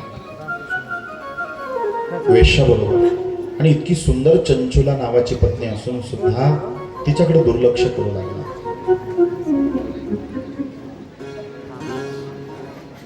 विवाह करून त्या शूद्र स्त्रीशी त्याने अन्यत्र संसार थाटला.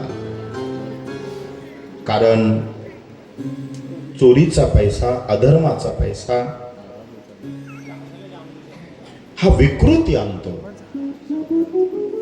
म्हणून जोडून या धन उत्तम व्यवहारे. वाईट मार्गाने आलेला पैसा वाईट बुद्धी देतो. उदाहरणार्थ रावण. मना सांग पा रावणा काय झाले, अकस्मात ते सर्व राज्ये बुडाले. मनोनी कुडी वासना सांडी बेगी, बळे लागला काळ हा पाठी लागी. वासना निर्माण झालेला तो ब्राह्मण, रावणासारखी प्रवृत्ती. ती बाई रोज वाट पाहायची आपल्या पतीची. आज तरी येईल तो, उद्या तरी येईल. काय करावं? कामाने विवळ होत असे. ती सुद्धा तरुण होती. खूप वाट पाहिली, पतीची आला नाही. आणि ती सुद्धा धर्मभ्रष्ट झाली, व्यभिचार करू लागली. ऐका, माणसानं केलेलं पुण्य 50% त्याच्या पत्नीच्या खात्यावर जमा होतं आपोआप. माणसानं केलेलं पाप पत्नीला जात नाही. पुण्य जातं 50% पत्नीच्या खात्यावर जात, पाप नाही जात. ही नीती धर्मात आहे. पत्नीने जर पुण्य केलं ते पतीला नाही जात, पण पत्नीने पाप केलं तर सगळं पाप पतीला लागतं. हा नियम आहे धर्मातला, शास्त्रातला. म्हणून पत्नीला धर्मपत्नी म्हटलेला आहे, पतीला धर्मपती नाही म्हटलं. धर्मपत्नी पत्नीला म्हटलेलं आहे. हा जर बिघडला नसता तर ती कशाला बिघडली असती? पापी आहे तो. एक दिवस त्या वैश्यसाठी, त्या वैश्यश्रीसाठी, त्या वेशासाठी त्याने राणीचा हार चोरला आणि तातडीने पळत जात असताना त्याला अंधारात दिसलं नाही. विहिरीला कठाडा नव्हता. तो ब्राह्मण त्या विहिरीत पडून मेला. भागवत महापुराण असं सांगतं, पाण्यात बुडून मेलेला, स्त्रीच्या हातून मेलेला, साप चावून मेलेला, आत्महत्येने गेलेला, ऍक्सिडेंटने गेलेला, अकाल मृत्यूने मरण आलेला कधीच गती नाही त्या जीवाला. तो पिशाच्च झाला. अर्ध्या तासापूर्वी आपला विषय झाला, अंतिमती सागती. अशा जीवांना गती नाही मिळत. तुम्ही 1000 वेळा नागबली करा, मातृगैला जा, पितृगैला जा, त्रिपिंडी करा, कालसर्पशांती करा, गतीच नाही. त्याला फक्त महापुराण हे जबाबदार आहे. मेला तो. ही आपल्या भाऊबंधांसोबत, जावांसोबत लपत छपत गोकर्णाला गेली. गोकर्ण कुठे माहितीये का? दक्षिण भारतात, कोल्हापूर पासून जवळ आहे. कधीतरी एकदा जा. समुद्र किनाऱ्यावरती भगवान महादेवाचं आत्मलिंग आहे. आता 4 दिवसाच्या वेळेत जर मिळाली मला वेळ तर मी गोकर्ण कथा सांगावं असा माझा मानस आहे. कारण 12 ज्योतिर्लिंग सांगायला शेवटच्या दिवशी वेळ राहतो का नाही? कारण त्या दिवशी छत्रपती शिवरायांचा जन्म उत्सव 19 तारखेला. तर मी एक कथा सांगेल, मला आठवण द्या लागल्याच. 19 तारखेला गोकर्ण महाबळेश्वरची ती ही कथा. ती तिथं गेली जिथं आत्मलिंग आहे. ऐका, जसं मगाशी देवराज ब्राह्मण एका शिवालयामध्ये कथा चालू असताना तो विसवला, तशीच ही त्या जत्रेत फिरत असताना महाशिवरात्रीच्या वेळेला, जसा कालचा दिवस होता, भगवान शिवाच्या आत्मलिंग असलेल्या गोकर्ण महाबळेश्वराच्या त्या मंदिराच्या चौथऱ्यावर अशी सुंदर कथा चालू आहे. अनेक पंडितजी कथा सांगताय. जी स्त्री व्याभिचार करते ना, त्या स्त्रीला यमलोकी लोखंडाचा तापलेल्या पुतळ्याला तिला मिठी मारायला लावली जाते. बापरे, इतकी घाबरली ती चंचुला. मी व्याभिचार केला, माझ्या नवऱ्यामुळे मी वाईट वागले, रडली ती. एवढ्या यातना यमलोकी मला भोगाव्या लागतील? शिवमहापुराणात कशी बशी त्या दिवसाची कथा संपली, पहिल्या दिवसाची कथा, आणि ती पळत गेली आणि त्या पंडिताच्या, त्या कथाकाराच्या पायाला मिठी मारून रडू लागली. गुरुदेव, मी आज तुम्हाला मनोमन गुरु मानलं, माझा उद्धार करा. मी व्याभिचारणी आहे, मी वाईट वागले. माझ्या नवऱ्याने माझ्यासोबत संसार सोडून दुसऱ्या बाईचा संसार थाटला. मेलाय तो ऐकलं मी. गुरुजी, मी यातनं बाहेर कशी पडू? मला फार वाईट वाटतं. मी वाईट वागले आणि वाईट वागल्याचा परिणाम नरका लोकांमध्ये काय भोगावा लागतो, यम किती यातना देतात हे आज मला कळलं कथा ऐकून. मला पश्चाताप झालाय. इथंच मरेल मी आता कथा ऐकता ऐकता. नाही वाईट वागणार, मला कळलंय. म्हणून कथा, मी मगाशी बोललो, आपल्याला आरसा दाखवते. आपलं कुठं चुकतं? आपण खोटं बोलतोय का? आपण वाईट बोलतोय का? आपण वाईट खातोय का? वाईट वागतोय का?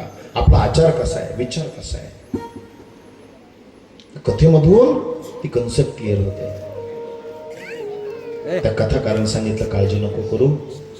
शिवमहापुराण ऐकल्याने पाप्यातला पापी सुद्धा उद्धारतो.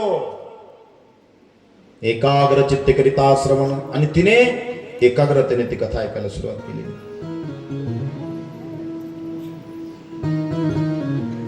इतकी तिने एकाग्रतेने ऐकली. बाई, तू खरंच भाग्यवान आहेस. भगवान शिव महापुराण ऐकल्याने तुला वैराग्य प्राप्त झालं. कुठलीही चिंता करू नको. तू शिवजींना शरण जा, तुझे सगळे पाप जळून नष्ट होतील. हे ब्राह्मणी, हे चंचुला देवी, आपले सर्व मन विषयांपासून परावृत्त करून परमात्मा शिव महापुराण भावभक्तीने श्रवण कर. चित्त शुद्धी होईल. आणि चित्त शुद्धी झाली का त्याला एकाच जन्मामध्ये मुक्ती प्राप्त होईल. हे शिव महापुराण सांगतो. माणसाला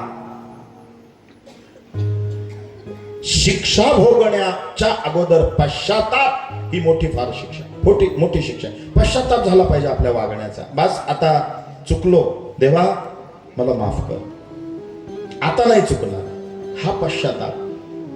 आणि ही फार मोठी शिक्षा आहे. आणि तिला पश्चातापाने ती दग्ध झाली.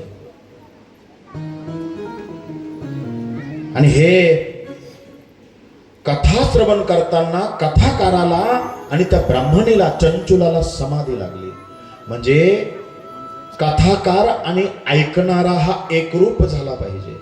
आता तुम्ही किती एकाग्रतेने ऐकता हे बघा. सगळे आता काय होईल, एकदम आता पुढं काय होईल, किती एकाग्रतेने ऐकता.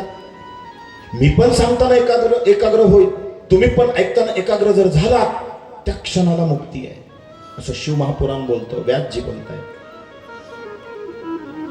म्हणून गुरु पाहिजे. तिने वृद्धापकाळाने डोळे मिटले तिथंच.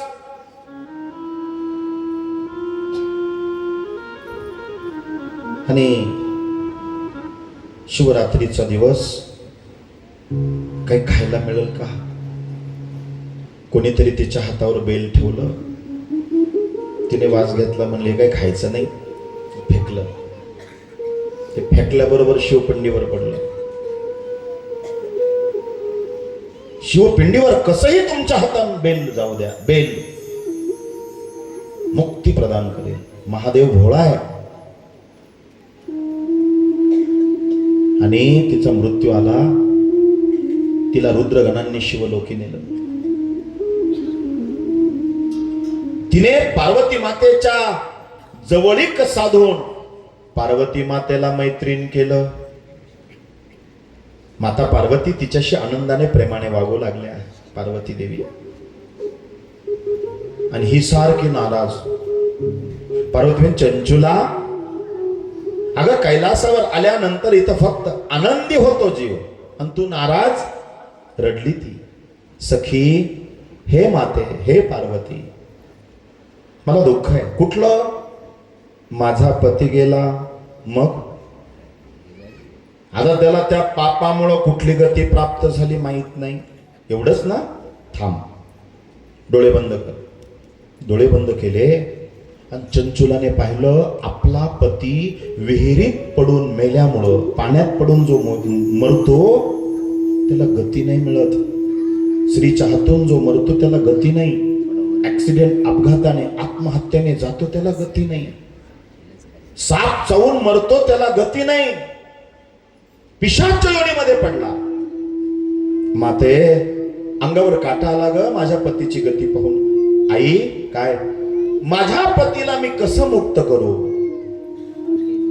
शिव पार्वती कृपा केल्यानंतर काय होऊ शकतं ही कथा 2-5 मिनिटात आपण समारोपाकडे जातोय. तुमची तयारी करा. ऐका, माझ्याकडे बघा, लक्ष द्या. पार्वतीने बोलवलं. जसा वैष्णव नारद, तसा शैव तुमरू. नारदासारखाच शिवभक्त तुमरू. इकडं वैष्णव नारद, तिकडं शिवभक्त तुमरू. नारद तुमरू आहे ना ते वर्णन आरतीमध्ये वगैरे, ते वर्णन आहे. तुमरूजी हा येस आहे. हिच्या पतीला अधोगती मिळाली आहे. आत्ताची आत्ता तुम्ही विंध्य पर्वतावर जा. तिथं तुम्हाला अक्राळ विक्राळ एक पिशाच दिसेल. त्याला जबरदस्ती तुम्ही शिवमहापुराण कथा ऐकवा. ऐका, पार्वती सांगते, पाप्यातला पापी, पिशाच योनीमध्ये पडलेला व्याभिचारी, दरोडेखोर आणि तिने वागणारा, असत्य वागणारा हा ब्राह्मण पिशाच योनीत पडलाय. त्याला मुक्ती देण्यासाठी तुम्ही शिवमहापुराण ऐकावा. त्याला हातपाय बांधले आणि असं समोर ठेवलं आणि तुमरू यांनी शिवमहापुराण सुरू केली. कथा किती पापी आहे, कसा होता तो पिशाच, कशी होती त्याची चंचुला देवी, आपल्याला बघायची आहे ना. लगेच आगमन होत आहे चंचुला देवी आणि बिंदू ब्राह्मण.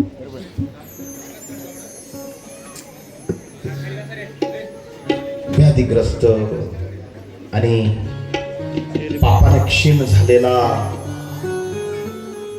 पिशाच योनीत पडलेला, अकराळ विक्राळ, पाहिलं तरी भीती वाटे. बिंदू आपल्या वाईट कर्माने अधोगतीला गेलेला, बापरे, पिशाच योनीत. पत्नी चंचुला आपल्या पतीचा उद्धार व्हावा म्हणून त्याला विंध्य पर्वतावर पार्वती मातेची स्तुती करून घेऊन आला. पडतय, धडपडतय, तडफडतय.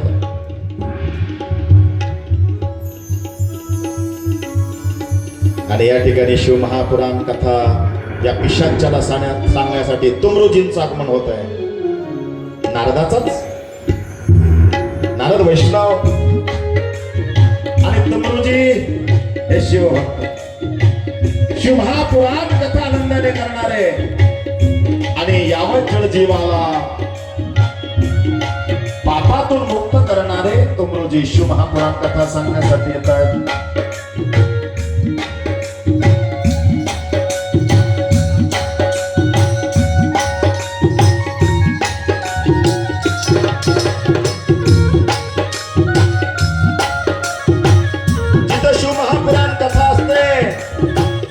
शंकर किंवा पार्वतीचं वास्तव्य असतं. या कथेसाठी पार्वती मातेचं आगमन होतं. महाकाली, महालक्ष्मी, महासरस्वती, राजराजेश्वरी आई साही, श्री अम्मा माता की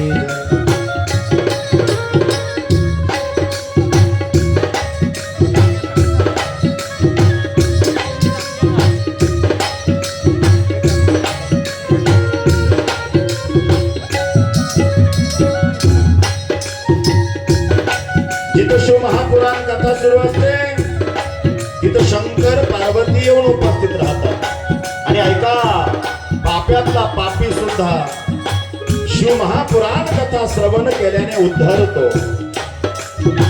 त्याच्यासाठी आजचं उदाहरण ही कथा बिंदू आणि चंचुला. जो पडलाय पिशाच होऊन तो बिंदू आहे, त्याच्या जवळ बसली ती चंचुला देवी आहे.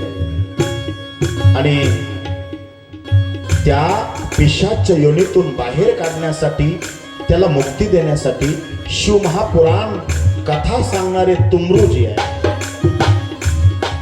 तिची मैत्रीण झाली आहे पार्वती चंचुलाची. चंचुला शिवमहापुराण कथा ऐकून देवलोकी शिवलोकी गेली आहे.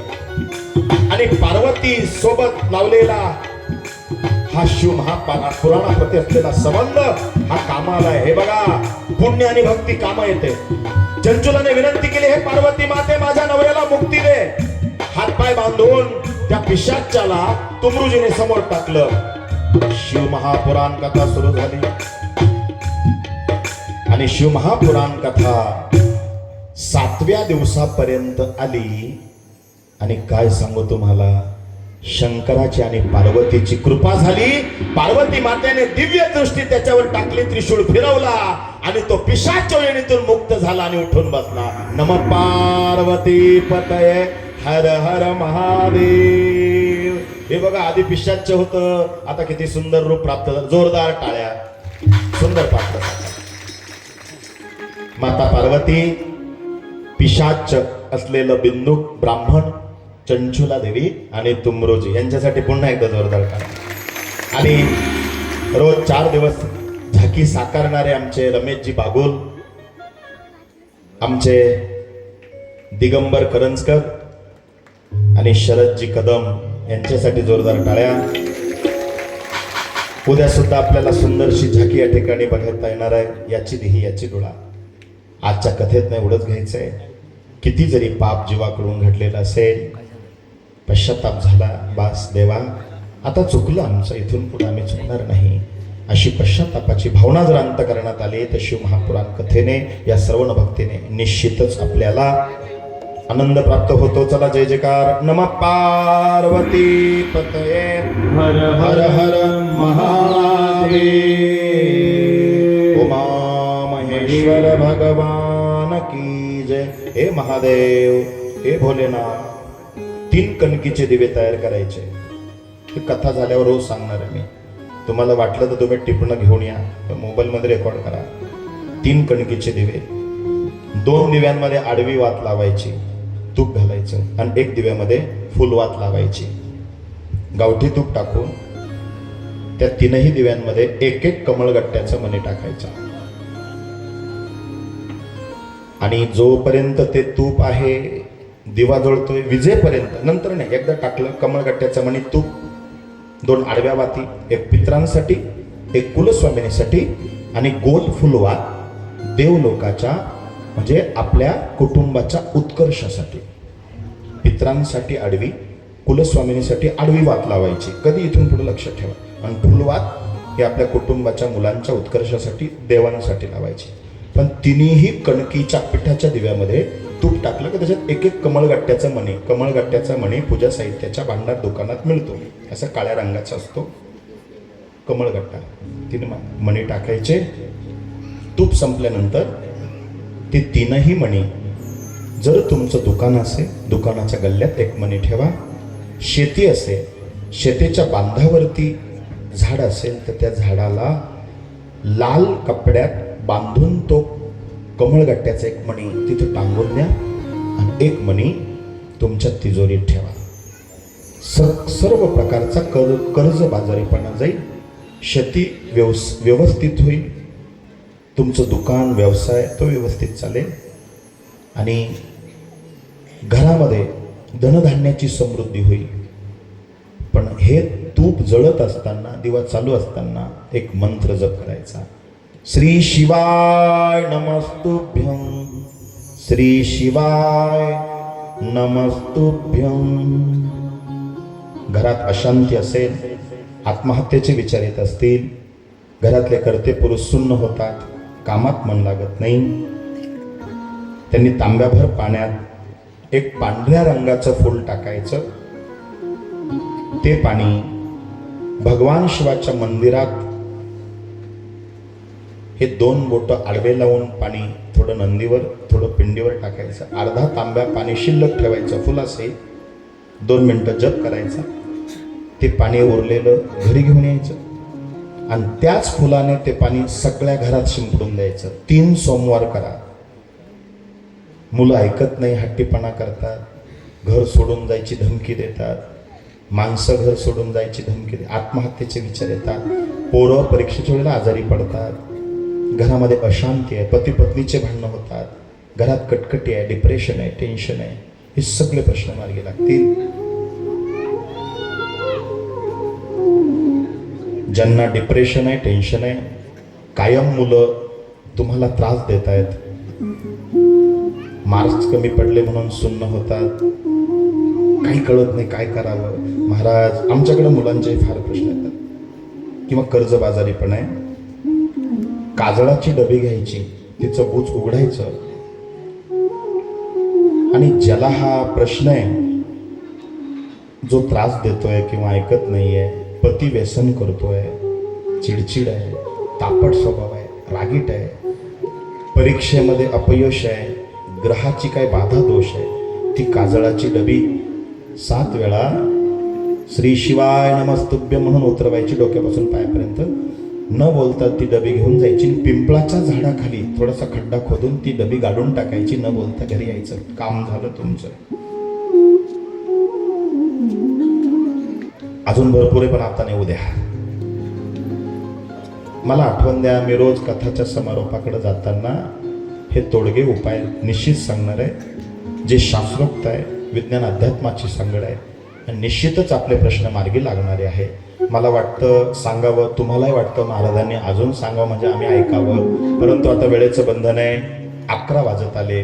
आज थोडा उशिरा कार्यक्रम सुरू झाला म्हणून थोडंसं घाईघाईमध्ये मी उद्या अजूनही चांगलं सांगण्याचा प्रयत्न करील, आपलं समाधान करण्याचा प्रयत्न करील. म्हणून झालेली सेवा शिव पार्वतीच्या चरणी समर्पित करू.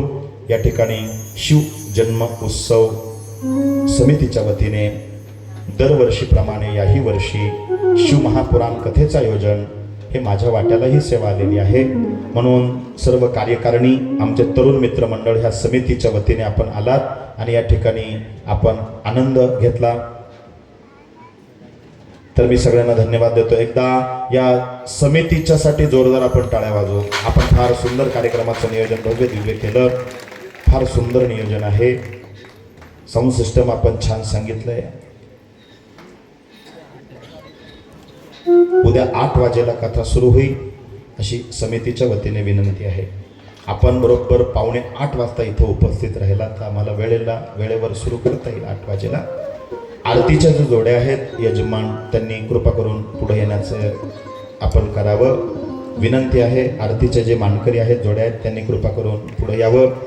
यानंतर थोड्याच वेळात आपली आरतीला सुरुवात होईल. तत्पूर्वी मी संयोजकांना विनंती करतो, काही सूचना असतील तर आपण माईक घेऊन त्या सूचना देण्याचा प्रयत्न करावा, जेणेकरून नियोजन करायला तुम्हालाही सोपं जाईल आणि लोकांनाही पुढचं नियोजन कळेल.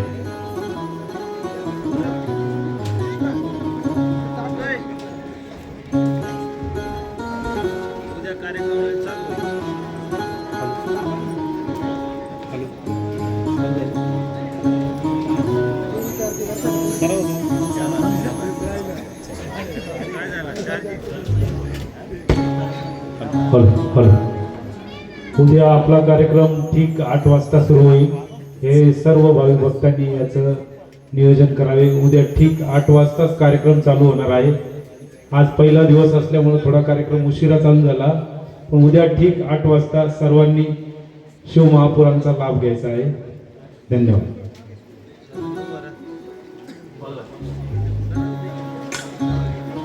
सर्वांनी उभं राहायचं आहे. आता आरतीला सुरुवात होत आहे. श्रीमन्महागणाधिपतये नमः. श्री कुलदेवताये नमः. श्री गुरुभ्यो नमः.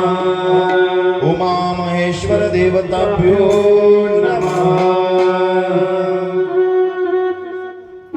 सुखकर्ता दुःखहर्ता विघ्नाची सर्वे पूर्वे प्रेम गोपालयानी सर्वांगी सुंदर मुझे दुराजी कंठी दुर्गे माला मुक्ता पाळाची देव रे मंगल मूर्ती ओ श्रीराज मूर्ती दर्शनते मन सोने मन नाम मूर्ती देव रे रत्नागिरीला पारा गौरी कुमारा चंदना देवोटे कुंभमेश्वरा हिरे दर्या मोठा शोभा दोबारा गुरुदीना पुरे झरणे घागरिया देव रे मंगल मूर्ती ओ श्रीराज मूर्ती दर्शनते मन सोने मन कामना मूर्ती देव रे लंबोदर वीरांबर मणिवरवंदना सर्वा सुंदर प्रियैना दादा माता वनपाहि रसना संकटी पावे निवाणी रक्षावे सुरवंदना देव रे मंगल मूर्ती ओ श्रीराज मूर्ती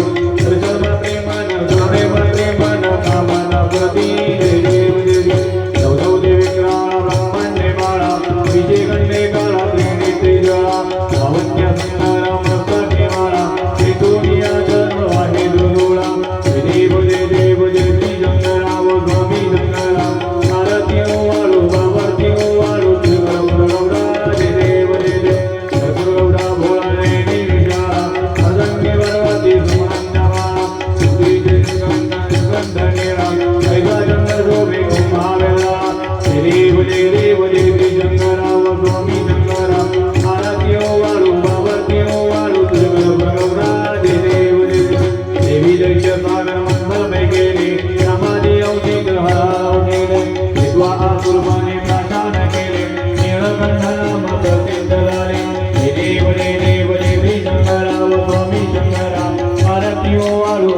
तिंगो वालो तुझे गौरा जय देव जय देव जागरण परिवार सुंदर मननारी पंचानन मनमोहन भजन गुणकारी जगबोधि देवी देवाते गुचारी रघुगुरुदेव राम रामदारी जय देव जय देव जय श्री शंकरा वो स्वामी शंकरा आरती हो वालो बाबा हो वालो तुझे गौरा जय देव जय देव दुर्गे दुर्गन भारे दुर्गे संसारी अनाथनाथी अम्बे करुणा वितारे वारी वारी अंबावाणा दिवारी वारी प्रलो आता भंगण निवारी जय देवी मैत्र दुर्वदने ओ दैत्य दुर्वदने दुर्वदने दुर्वदने तारवन्यमणि जय देव त्रिभुवन भोणी माता तुझ ऐराई सारे ब्रह्मणे ब्रह्म घोरा वेगाई साई विवाद गंगा वडलो भवाई हेतु गंगा लगे हेतु जपा लगे पावन लवराई जय देवी मैत्र दुर्वदने ओ दैत्य दुर्वदने दुर्वदेश्वर वदे तारवन्यमणि जय देव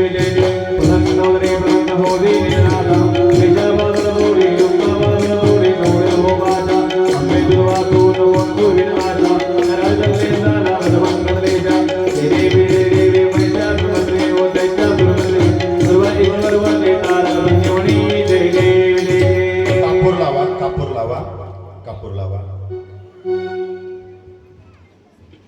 कर्पूर गौरम करुणावतारम संसारसारम श्रीकेन्द्रम सदा वसंतम हृदयारविंदे भवं भवानी सहितं नमामि कालीलोलांगन वंदे चरण डोळ्यान पाहिन रूपगुणे देवी निर्मला नमस्ते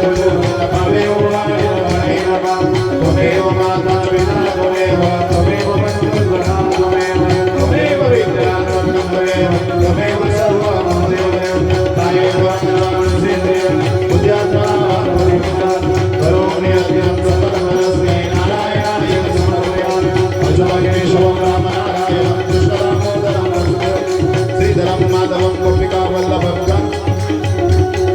हरे राम राम राम हरे हरे कृष्ण कृष्ण हरे राम राम हरे कृष्ण कृष्ण हरे हरे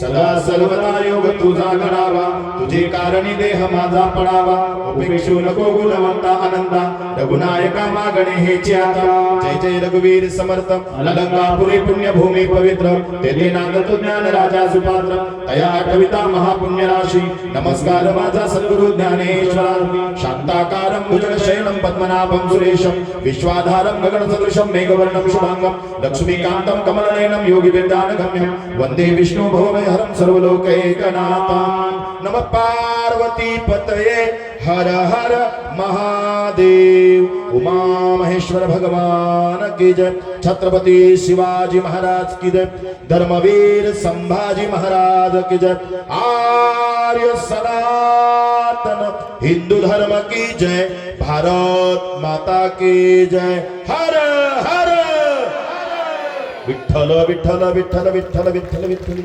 धन्यवाद कृष्णार्पण श्री स्वामी समर्थ शिव चरणार्पणमस्तु उद्या बरोबर 8 वाजेला कथा सुरू होईल आपण सर्वांनी वेळेच्या आत या ठिकाणी उपस्थित राहावं ही नम्र विनंती कृष्णार्पण श्री स्वामी समर्थ धन्यवाद